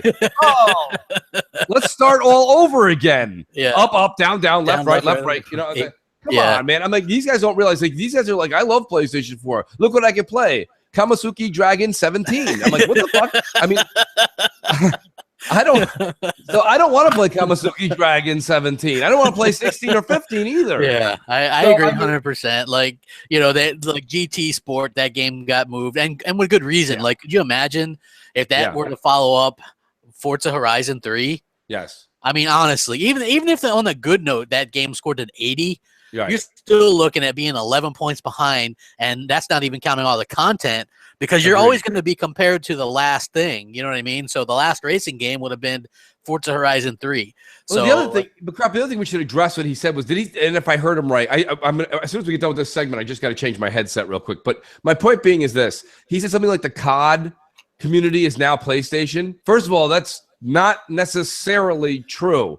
If you look at all of the NPD sales, I believe Xbox One owners are keeping up with the Joneses in COD sales because people would prefer to play COD. How can you say you were such a big 360 fan and use the 360 controller and then go use that Mickey Mouse thing that belongs at Chuck E. Cheese they call a DualShock 4?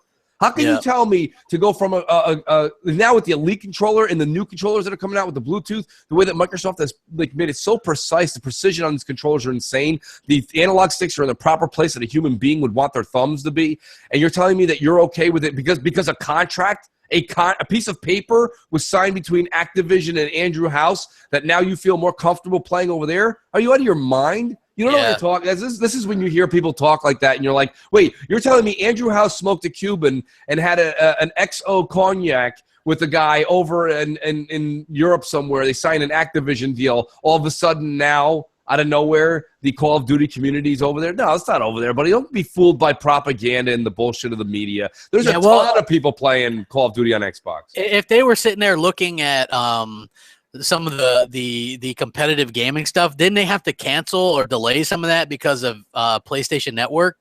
Yeah, they did. They had to cancel a lot of it. It went down. What was it there? PlayStation Network went down during one of the big the Call of Duty championships about 3 weeks ago. Yeah, I mean, it's nonstop. Apparently, Kamasuki Dragon is a thing now. Is it really? It's becoming a game. Yeah, like Jamie Moran just did a tweet. Hold on, listen, crap. I know that you have no problem with this. Talk to the audience give me 1 minute. I got to change headsets. This is what's great about a live show, folks. I got to change headsets. I'll be right back. Hey Jay, do we have any other voicemails that we can like plug in real quick? Ready to take it back to reality now? Yeah. Okay, 1 second here. I'm going to send you a voicemail from Xbot. Xbot 448.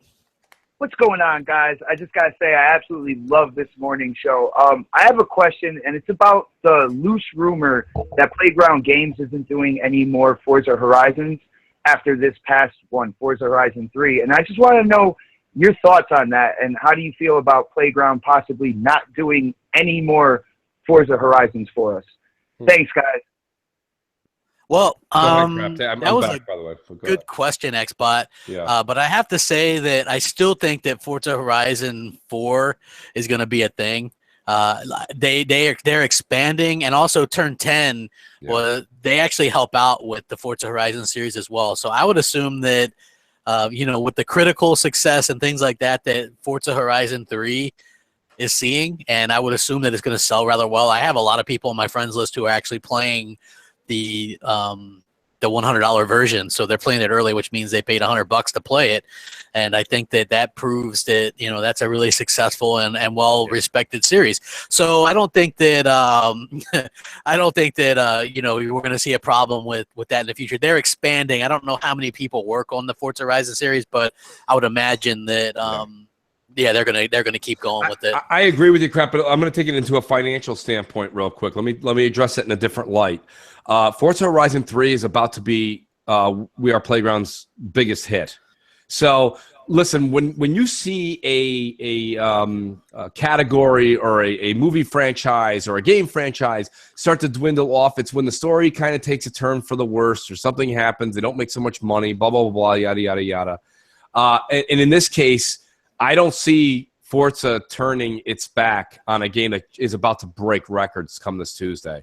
So break records in their own category, respectively. You know what I'm trying to say? Why would they leave? Most people, I mean, we joke all the time, say leave on a high note, but you don't leave on a high note when you're about to make the money they're going to make on Forza 3. Yeah. So I don't know. My take would be that I think that was a great question too, Xbot, and it was good to hear you, bro. But to be honest with you, I think the series in the franchise is very safe. I don't think Microsoft's letting this one go. Yeah, I think it's a Kawasaki Dragon. Yeah, you like that? Don't forget Kawasaki Dragon 17. Not to be confused with 16. 16, yeah. But yeah, 16 wasn't very good. No, what I wanted to say was the other thing is that we have Scorpio coming out next year, guys. Why would we not want to be playing Forza Horizon 4 in either 4K 60 or 1080p 60? That's just mind-blowing, isn't it? I think, so, oh, wait, Jimmy Moran did do it. I just saw it. Kawasaki Dragon. I see people talking about it in the chat box, too, which is really funny. Jay, do we have any? I think there should be one more, right? Jay had to take a break, so I don't know if he's back yet. Oh, okay. Jay just stepped away. Yeah. You know what? Actually, listen. I have to go is because you make me drink so much coffee during the show that I know. I'm on my fourth cup myself. Let me do a segment we don't do usually, but he's been asking for 2 weeks now. Supersonic Station, who I believe is the gentleman Crap that did the BGST game on Project He Spark. did. Yeah, he did. He has a question that he wants us to talk about, and he wrote to me twice now.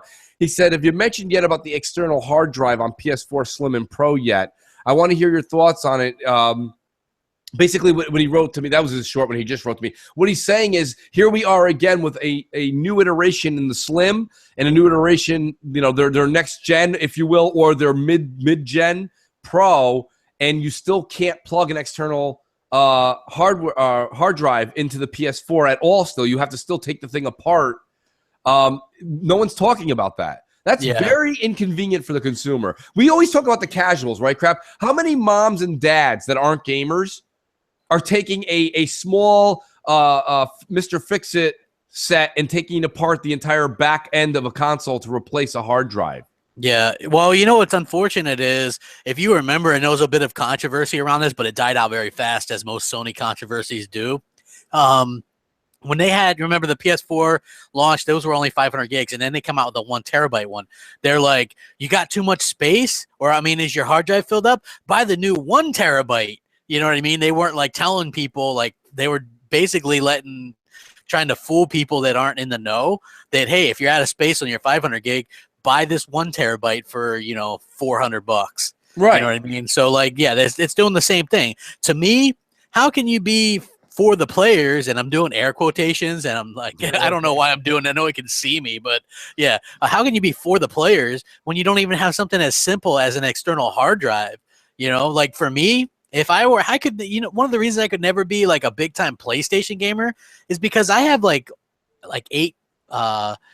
terabytes of memory of hard drives from my Xbox One. You can't do that on PS4, you know? So I would have I'm kind of the person I'll just be scrolling through my game list and maybe want to play something. I don't want to have to sit there and install everything. So I like having everything installed, ready to go. Yes. And then of course there's updates occasionally that'll screw me, Destiny. The best part, yeah, right. But the best part about this is the media. The media is what makes this so entertaining for me personally, because they actually did an unboxing and the showing of this and that. And someone asked a question on IGN. They were like, hey, can we do external hard drive? And they're like, no, not yet. But Sony did address it, and they made it so it was easy to just pop off the side piece. And so this piece of plastic comes flying off like an old Hess truck toy at the bottom where you have to put the batteries in. It comes flying off the back end. And then they're like, it's only 2 screws now. It used to be 4 or 6. Now it's only 2 screws, and you pop out this piece here, and you put this in. And I'm like, nobody in the world, even computer people, don't like messing with hard drives, let alone casual random people or young people. Nobody wants to start digging into the. What happens if you have the 64 or 32 bit connector that goes in and you smush the wrong side? Now you've crammed it, and you probably messed with the warranty too. I mean, it's just a mess. It's an absolute mess. And this is Sony. Why are you people buying their consoles? That guy who called in with the Call of Duty question. I don't even think you're in America, but this is the craziest question I've ever heard in my life. Absolutely insane. You're being demoted. Yeah, it was. But hey, you know what? I encourage the trolls to leave voicemails and questions, because they'll get moved right to the front of the line as far as I'm concerned. Like, Absolutely. I have no problem. Listen, if you're respectable and you're a PS guy, a PlayStation fan, by all means call in or keep it clean. But yeah, if you got some kind of point or question, we'll be happy to answer. Check. I just retweeted. Anybody's following me? Bam! Shout out to Bam Bam 1986. He's like that caller though, and it's a dude like slamming the door. Yeah. They did get flushed though. That was pretty funny. Great. We have a voicemail from Tony Brennan if you guys want to take it. Yeah, go ahead. He won the. This is the guy who won the Banjo Kazooie Nuts and Bolts stuff earlier. Nice. Yes. Sure. This is Tony from Liverpool, UK. A big fan of what you guys do for the Xbox community, and I've got a question for you. It revolves around the future of Xbox and what we can expect for the user interface in the next, year or so, and what we want to go forward with Windows 10. And I just want to know what you guys think, where it can go and where it needs to improve. Thanks, guys. Love the show. See you soon. Bye now. So he wants to know with like Xbox, the future, and like Windows 10 and stuff like that. Yeah. I mean, Windows 10 stuff. I don't.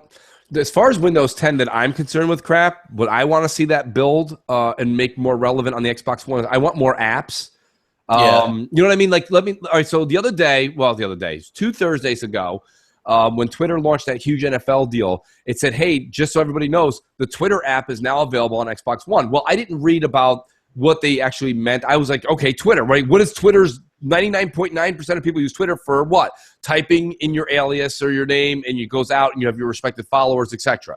So I'm thinking when I get home, I'm going to have Twitter snapped on the side of my Xbox One. Well, that's not what I have. So my point being is that what I'm hoping for, and I think that'll come, but what I'm hoping for is that I was hoping when Windows 10 became an integral part of Xbox One, we would start getting the same utilization that a lot of laptops and Windows phones got, and we could start getting some apps on there that we use every day. That's what I was hoping for. Were you looking to get something else out of the Windows? You know what? Yeah, I like the app things. Like I see some people playing like this Nintendo 64 emulator. Like I think that's pretty cool that they're playing that on their Xbox Ones. There's something like 60 background music apps that you can play, that you can use. Just a lot of apps, and I think Microsoft is really kind of opening it up for everybody. And I love that. I think what they're doing is fantastic. So I just want to see them continue to what they're doing, which is really catered to everybody. Right. They're listening. That's what I like best about them. They're listening. Imagine any other company that listened as well as Microsoft did. I mean, people want to give them crap for the way the Xbox One was introduced, but as far as I'm concerned, they fixed that before it even launched. So no harm, no foul. You ever heard that? Like, as far as I'm concerned, no harm, no foul. Yeah, but not just no harm, no foul. How about the fact that Microsoft never took the stage, never was quoted, never did a press release saying anything about their plans for what DRM was going to be? Maybe it was what the media found out was something that was going to happen now, like it is happening on both consoles right now. And they ran with it. The media ran with it. They scared the public. And that's another reason I'm on YouTube and doing what I do is I'm tired of the gaming media. And you know what? Tim Dog has said it many a times.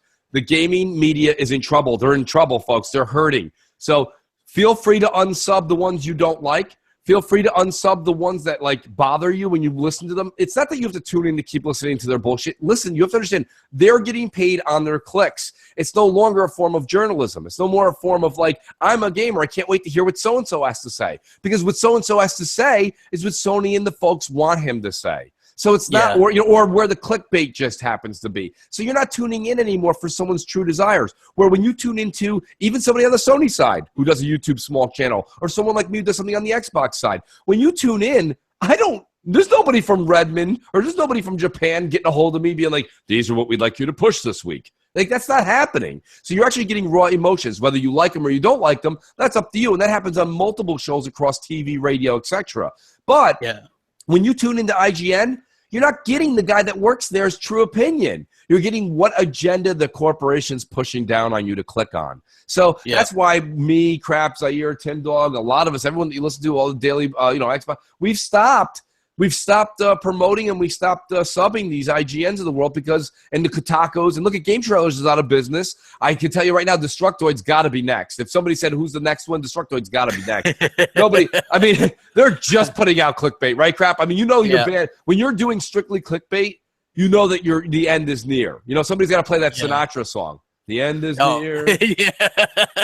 Hey, for those in the chat, go ahead and hit that like button. You got like 340 people watching and only 148 likes. Come on, That's everybody awesome, hit that like button. Thanks for coming out on MNC Mornings. Listen, I like to reiterate to the audience that you're an integral part. You, 340 people, are just as important as me and Crap and Jay being here because you guys make this show, and look at where you're taking it. Me and Crap didn't have any of these things written down. These are based on the fans.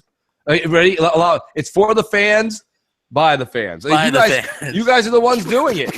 Well, I didn't mean it that way, but it's true. I mean, these guys are doing it, and it really boils down to how great the Xbox community is, and it's great to see that the Xbox community is growing again. Crap. That's part of the dynamic too, is that we can basically come in here. We had a few topics that we wanted to cover, but then the fans can come in and just throw us a curveball, and then we take it. You know what I mean? And we swing for it, and usually hit the fences. You know what I mean? So I think that's great. I love the interaction, like just getting the calls and stuff like that is phenomenal. Hey, Crap, we should do a giveaway. We should. What do you want to give away? Why don't we do another? Well, what do you want to do? Do you want to do? Are we doing stickers, mugs, or do we want to do another Banjo? Why don't we do the stickers and the mug next week? Okay. Because I got to get those in first. They didn't show up. I don't know what the deal is with the delay, but I ordered them earlier in the week, so they should be here early next week, and then that way we could do it. So we could do that stuff next week. If you want to do you want to do another Banjo-Kazooie game? Let's do another Banjo, and then what else do you got?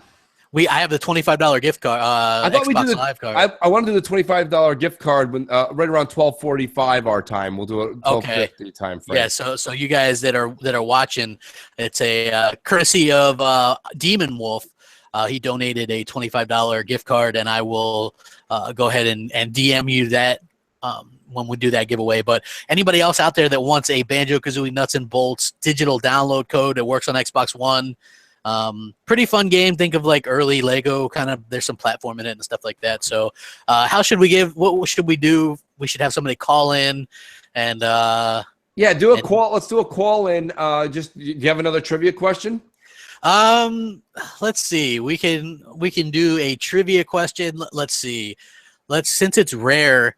Let's go ahead and say rare. You can even do anything in the gaming media that happened this week, or maybe something that happened on Xbox Nation. Yeah, hold on. Let's where I don't know. What do you think, man? Well, we'll do it. I'll do it. It's fairly generic, but I mean, who I don't know, man. I'm trying to think. I don't really do the old trivia thing all that well, but I mean, who likes shit crap? You're usually good at it. I don't know. Hey, Jay, you got to have something. Yeah. Ask a Metallica question. Okay. Who played bass before Jason Newsted? Who was the original bass player in Metallica, right? Yeah. I know who it is, but will they? So call up, and if you know who the original bass player is, I like that for Metallica, and you want to win Banjo-Kazooie Nuts and Bolts. there you go. That's a good way. And also, like I said, we're giving away a $25 Xbox Live gift card at 12:45. So hey, crap, real quick, HP North that called in, he wrote me and you on Twitter. He said, sorry for being underwater. But my question was, what do you think if Microsoft does end up buying Twitter? I think it would be cool, but I honestly think they're just trying to drive the price up, to be honest with you. Yeah, no, I know, but I'm a little weary of it just because you guys all know I like Microsoft, but the one thing Microsoft has never done well is absorbing apps. So I don't know. I think they did all right with Skype. Like Beam and Skype, I think are pretty good. Beam, the jury's still out. They own LinkedIn too now, don't they? They do. Have they done anything? I don't use LinkedIn. Neither do I. So I can't comment on it. I don't know. I think that I'm just a little weary of it, HP North, to be honest with you. And I'm glad you're tuning in and listening. I hope you keep your PS4 far, far away from yourself. Yes. He's sometimes where HP North goes, clip clops follow. Yes. The ponies seem to follow him. Clip clop. Well, people are saying in the chat who it is, but nobody's called in yet. You got to call in, guys. You got to get that fear out of you. Don't be scared. Yeah. MC Mornings. Yeah. MC. While we're waiting for a call, do you guys want to take another voicemail? Yeah. Is this the last one? No, we've got a few. We have a couple. This one's from Macintosh. Macintosh, go ahead. Nice. Hi, Crab. Hi, Mooch. And of course, big shout out to Jay. Mark is here. And my question is, what was your reaction during Scorpio announcement? Thank you. Okay. I think we were live for that, remember? We were live. Like, oh, there it is, something along those lines. Like, I was amazed because I didn't think Phil and company would do something like that. That's just not that hasn't been their prior MO. Yeah. So to a lot of people are like, well, they're not going to announce two pieces of hardware at the same time, but I was like, it makes sense to do that. Yeah. Because what you're doing is you're essentially announcing a slimmer, cheaper Xbox One. Enhanced Xbox One. Yeah, enhanced Xbox One. And then next year you're going to come out with this beast. And you had to let people know it was a beast because you couldn't let people because they knew that the PS4 Pro was coming. We all knew that they knew it because if I had the documents, somebody from Microsoft had them a long time ago. Right. So what you do is you successfully kill off the Pro by saying, okay, we're going to have something that's even more powerful than that. And you just have to wait like a year. So I think a lot of people will do that, and I think that we were excited about it. I'm excited by it. I think that Microsoft is helping to push 4K, and that's. Well, you said it, Crap. I think the number one reason, and it's funny, people don't think about that, but you made a hell of a point right there.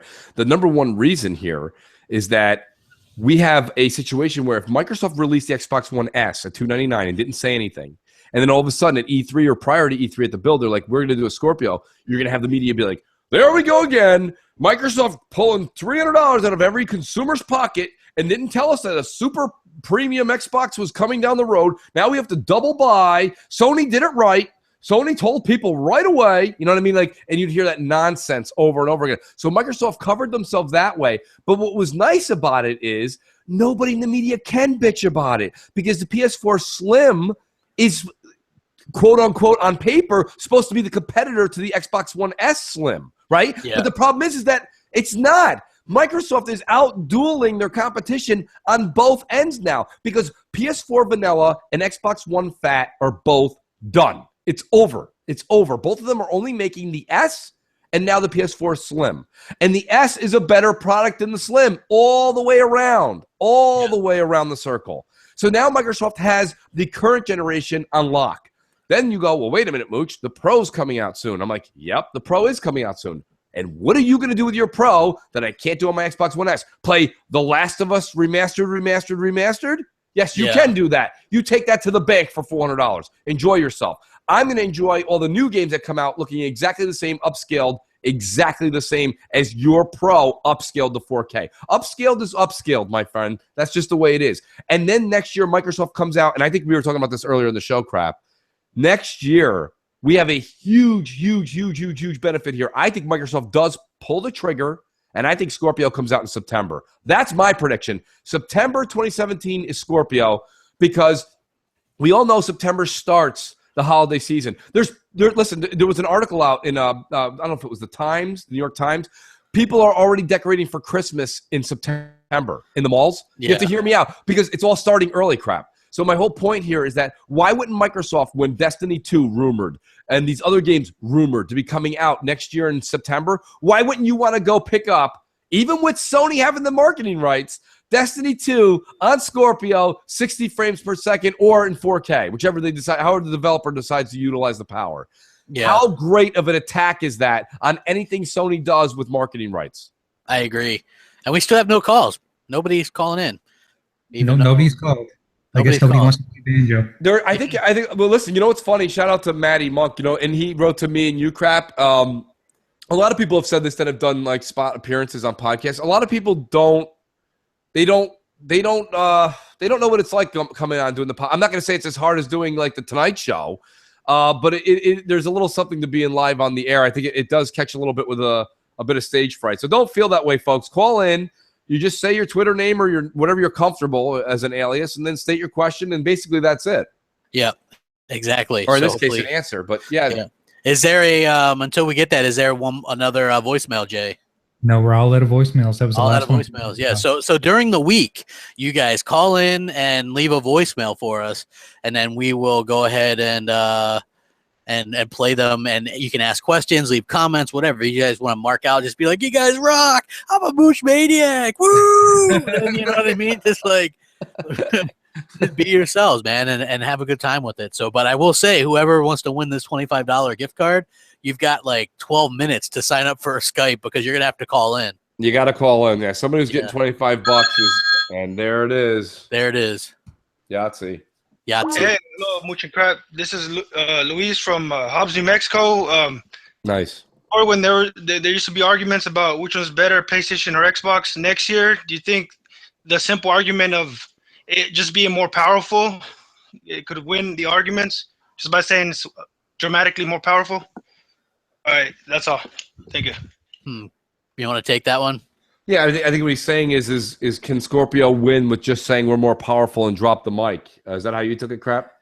Yeah. So I mean, look, I think it can, but here's the thing: you can't just say more powerful and then leave the conversation alone.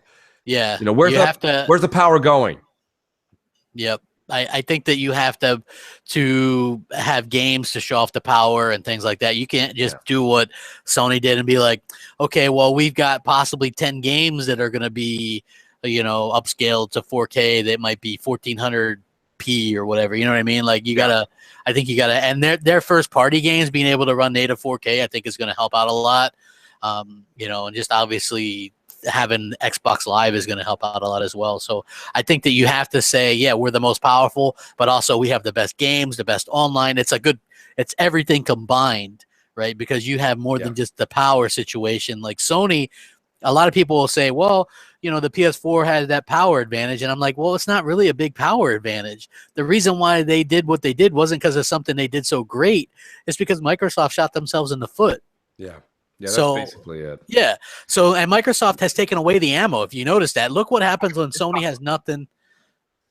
When Sony has absolutely nothing to shoot at Microsoft, you know what I mean? They do that terrible show with, with that awful. Hey guys, this is Andrew House. How you guys doing? And then they have, ladies and girls, HDR is the future. HDR fairy. Here's the HDR fairy, and we're all going to be playing in HDR, and it's going to be great. Yeah, I mean, look, that's what we get. You know what I mean? And they gloss over the specs. Crap, when it comes down to it, okay, I'm going to agree with some of the haters and say one thing, okay?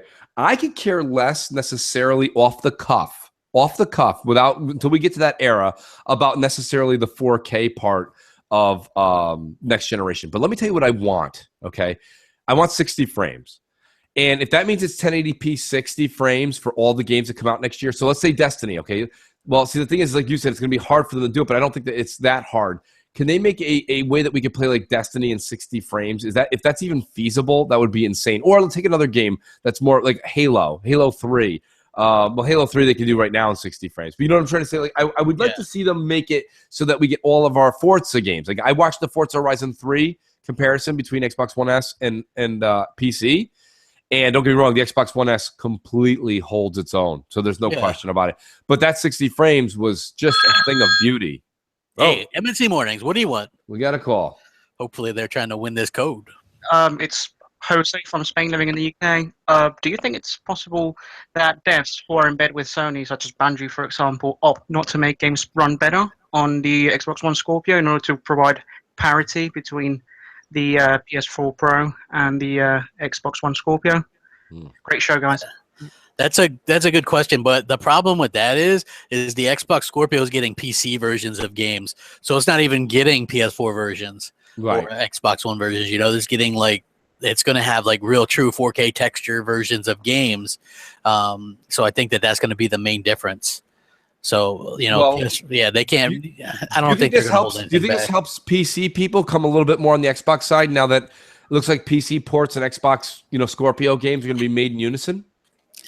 You would think so, but then there's like, I don't know. I haven't really met any PC dudes that are just chill. For the most part, PC dudes that I met, they're all kind of jerks. So I mean, yeah, for the most part, you know, I would hope so. I would hope that, you know, they should. It's all the same team. Like, you know, the worst thing that I get now is when people are like, "I'm really gonna enjoy Forza Horizon or Gears 4 on my PC," and I'm like, "Dude, great, man! Help support the product. It's all supporting my, you know, my thing. You know what I mean? It's like that's gonna help count. I mean, look." This is something that people have been saying now, that Gears 4 will probably outsell what Halo did the first week. And that makes sense to me for a couple reasons. One reason, it's a year later. So despite what the fanboys think when they go backwards, when they count how many Xbox Ones have sold, there's significantly more Xbox Ones out in the wild now than, you know, than last year when Halo 5 launched. Agreed. Second, this game is launching day and date on PC. So you're going to have that contingent as well. Let's just say, you know, 2 million, you know, or 2.5 million buy it on Xbox, and then 1 million buy it on PC. You know, that'd be huge. Yes. And that's all going to Microsoft. That's not like some weird platform thing or whatever. It's all Microsoft, and it all goes into getting a sequel, and you know what I mean. And I'm very excited that I totally agree with you on that crap. MNC Mornings. Crap's like large, medium, or small. Yes. This is my first time calling in. My name is Jason. I'm calling from the Upper Peninsula of Michigan, and I got a question for you guys. Now I'm a huge MMO fan, and I play lots of Elder Scrolls Online on my Xbox One. And I was thinking what Crap Gamer was saying in one of his previous videos about how Scorpio games are supposed to be kind of close to like PC games. And I was wondering if it's possible that Microsoft might, you know, bring World of Warcraft over to the Xbox Scorpio. And I think that would be a good idea, you know, with allowing us to play with PC people on it and having a user base of 6.5 million people. I think that might be a good selling point on the Scorpio. Keep it up, guys. I love your show, and talk to you soon. Let me take that crap. By the way, thanks for calling in, Jay. I appreciate that. That was awesome. I agree with you. And coming from somebody who's enjoying Destiny the way I'm enjoying it, first of all, World of Warcraft is in trouble. He just said a number that a lot of people that don't know would think that they would think that 6.5 million is a huge fan base or user base. The problem is that's down from 15 million. So WoW's going down because it's just, you know, it's become old and tired on the PC world. They've played the crap out of it, and the new expansions aren't enough to retain the customers. But here's the positive side of it. Let's bring this to Xbox One. Let us play with PC. And hell yeah, I'm down for that. Hell yeah, I'm down for that. The only thing is that now it comes back to an earlier question, Crap. We would have to have keyboard and mouse for Xbox One players to enjoy that, because you can't. There's too many. I have friends of mine that work. Like I said, I work in the engineer. When you work with engineers, you work with a lot of people that play PC games.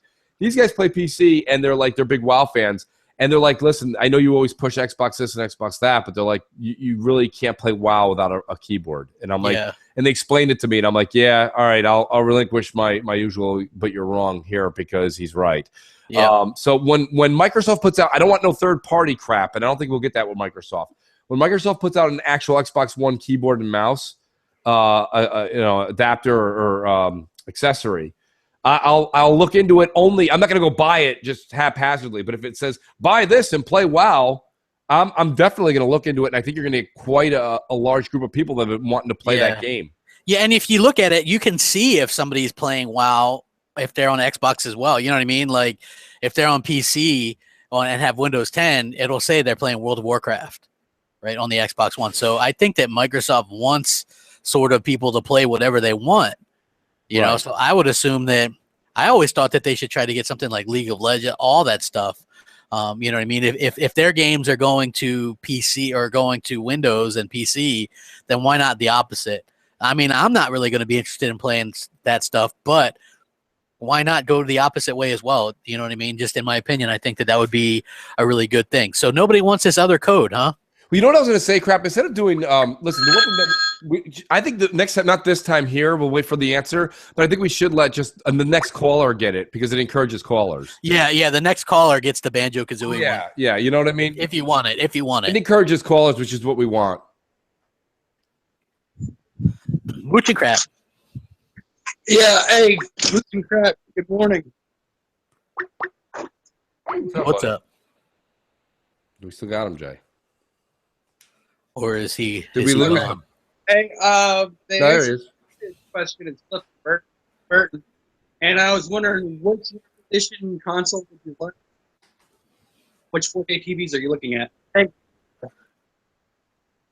I think he's asking a TV question. Yeah, I'm looking at the HDR-enabled Samsung ones.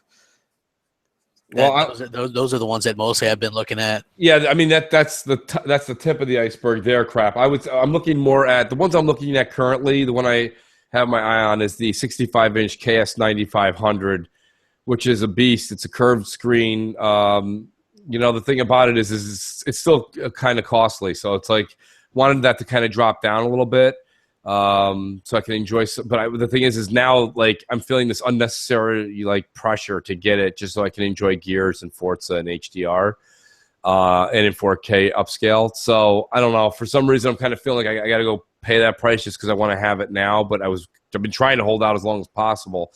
I think to answer your question though, Crap hit it on the head there with the fact that you want to look at HDR 10 or, you know, it's funny, we call it HDR 10. But whenever you look at any of the specs when you're at the TV stores, Crap, it's listed as HDR 1000 or 1000. And so I think you need to look at that. I think you need to look at the 4K accessibility. You need to look at the input lag for gaming. And I think those are the types of things. It doesn't have to be a Samsung. If you're buying a Sony, be very careful. Some of their TVs are not HDR. Some of their TVs have a lot of, just like anything else they make, right? A lot of like false propaganda. So just make sure you're with Sony. I think you have to buy a very high echelon to get what you can get in the middle tier Samsung. So yeah, I agree 100%. So real quick, does anybody want to call in if you want to get Banjo-Kazooie nuts and bolts? To let you know that last guy did answer the Metallica question. Oh, did he? Oh, then he got it. Then I didn't hear him. Tell him to inbox me, and I will hook him up. Okay. With the code on Twitter. Sounds good. That's going to be the best way to do it. So we have another caller on the line. This is Chris Hall.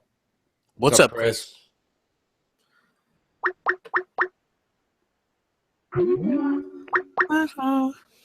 What's up, Chris? Love the sound effects. Yeah, I know, right? It's great. Part of the fun time about doing a live show with call-ins. Yeah. He's probably just getting the MO from Jay. Yeah. He's like, what do we do? There he is. Chris. I'm a big fan. I'm calling about the contest. I'm going to say Jason Newstead. Thanks a lot. Having a great show. Thanks a lot. I don't think he asked the question. I think he was just saying. I think he just said that we're having an awesome show. Appreciate the call in, Chris. Thank you, buddy. No, I do. I'm not being a wise guy. That's awesome. I mean, he said Jason Newstead. He got it wrong anyway. Yeah, it was Cliff Burton. So for those that didn't know. Oh, okay. He was answering the question. I thought that was his name. I thought he said Jason, and I didn't hear the last name. Here's actually a funny trivia here that people don't know, that the actual original bassist was named Rod McGovney, actually, and he may have actually played a couple songs on Kill 'Em All before Cliff Burton started. Oh, so wow! So you actually. So if somebody had have answered that question that way, I might have thrown in something a little extra. But a lot of people don't know about Ron McGovney. So. Oh, okay. Yeah, I only know interesting. because I'm a Metallica nerd. Nice. Well, yeah, I'm a bit of a Metallica nerd too, but yeah, I didn't really exactly know that kind of stuff. So interesting. Yeah, right. Like you learn something new every day. Or you know, I always tell somebody that I always learn something stupid every day because I always get some like Sony fanboy that like messages me or something on Twitter, and I'm always just like, huh, that's interesting. You know? I think what we should do is either I don't know, how do you want to handle the last? Oh, well, we got a call, but we do have to. It's 1:45 crap, and we still have that $25 gift card Yeah, we do. Mooch and crap in the morning. What's up, guys? This is Delirium Blades from Orlando, Florida. I just have a quick question. Is Microsoft still having an event this fall? And I don't want the code. Thanks. And I don't want the code. Nobody wants you, Banjo-Kazooie. No, well, you know, listen, nostalgia is a hell of a drug, but apparently he took the serum to refute it, which is great. Yeah, do I think they're going to have a? I don't think so. Crap. I mean, I know that was rumored. That was also rumored a year ago. We didn't get one, so I think we will get one. I think it's going to go against the PSX or whatever. When do you think it's coming? I think we're going to get it probably November. So, you think we're going to get an Xbox centric, like film, yeah, like a celebration? Yeah, I think so. Okay. Wait, I think we'll definitely I'm okay with that. I just don't think so, because remember what they were saying one time? We asked them, "Are you going to do this? You're going to do that?" And I think Aaron Greenberg came back and said, "I don't think you guys realize how much effort has to go into something like that." And we just did E3, then we do, you know, Gamescom, and yeah, they didn't do a stage thing at Gamescom, but they were still there. Yeah. You know. Okay. So I got a question, a pretty easy trivia question to the first one they can call up. You got to have a Twitter as well. So, because that's how I got to DM you the code. It's a $25 Xbox Live gift code. Call us up and tell us what was the reason for the video game crash of 1985. A lot of people attribute it to this particular game. So, pretty easy. But if you call up, first one to call, MC Mornings, and you can answer that. DM me on you know, the good old Twitters, and I'll send you the $25 Xbox Live code. Which is awesome, by the way. Now's a great time to grab $25 free. Isn't it crap? I mean, there's so many games coming out right now. It is. I mean, there's a lot of stuff going on. And then, like I said, next week, we're going to have mugs. We're going to have stickers. We're going to have possibly another game giveaway. Yeah, I know that I not to bore people to death, but I have another Banjo-Kazooie code, and I think I also have another Master Chief Collection code coming. So, somebody wants... Jay's probably getting bombarded for that $25. Hey guys, what's up, man? Nice show. Thanks for doing that. You know, I wake up with you guys in the morning, and I just want to say ET is the question, is the answer for the question. Okay, and what's his name, Jay? Jay, try to get his name. Is Christian Botch. Okay, and so tell him to DM me. Christian, just make sure you DM crap. You know, I'm sure you're following him already on Twitter. Just make sure you DM him and say that Christian, what is it? Christian Bach? B-A-C-H? It's B-O-C-H. Well, there you go. So crap, when you see that, let everybody know if you see it in the next few minutes, so that way we know that he got his code. Absolutely. The first guy, Brennan, he redeemed his. So he said, thanks a lot, guys. He actually was having trouble redeeming, and I was like, I think these are region free. He's in the UK. I was like, try it on your browser. So he tried it on the browser, and it worked. Yeah, it worked fine. So okay, yeah, these are all pretty good. And anybody should be able to use these. Yeah. So next week it'll be on Mooch's channel, just so you guys know. And again, we're gonna do more giveaways and all that kind of stuff, and it should be a good time for all. And I want to thank everybody for coming out. We want to go ahead and start to close things out. Do you got anything to close with, Mooch? No, you know, I do want to say thanks to everybody. This is a huge, it just keeps getting better and better every week, crap, which is more, you know, gets us more enthusiastic to keep pushing and doing the show better and better. We have more things. I don't know. A lot of people are noticing. Some people aren't.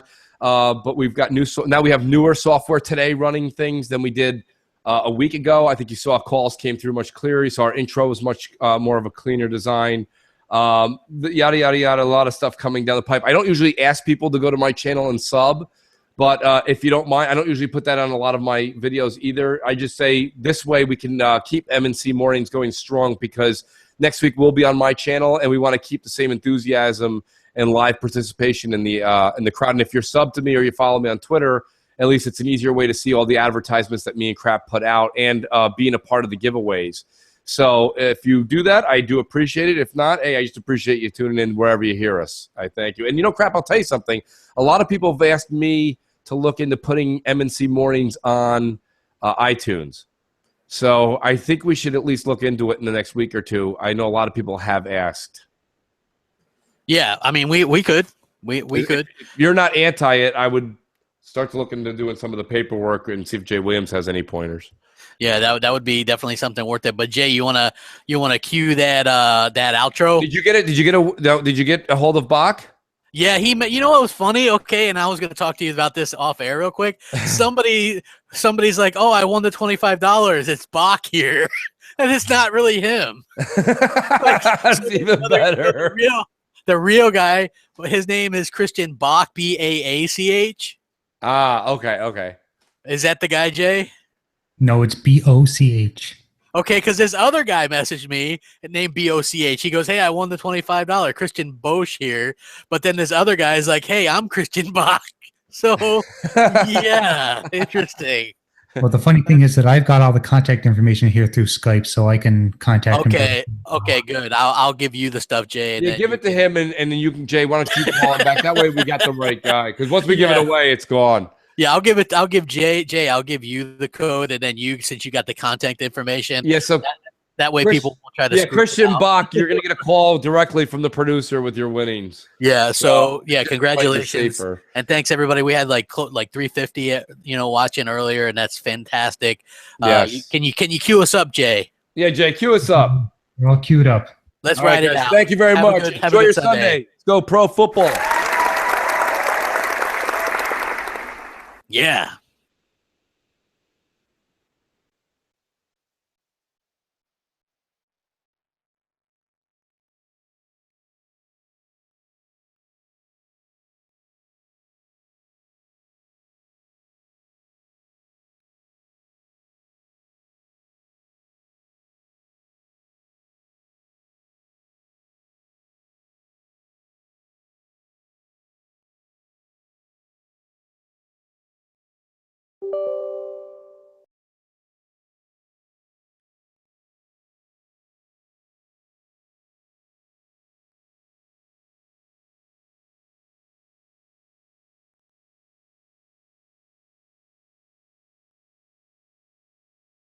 Sorry, guys. It's just not working. Technical difficulties, Jay. Yeah, I'm not sure why it's not playing. It just, when I'm hitting my scene button, it's not playing. So sorry about that. Oh, It's no all worries. right. That's all right. That'll We'll catch be- you guys next week, man. We'll see you guys next week, everybody. Thanks for tuning in. Thanks for watching. Now he's got it. Now it is.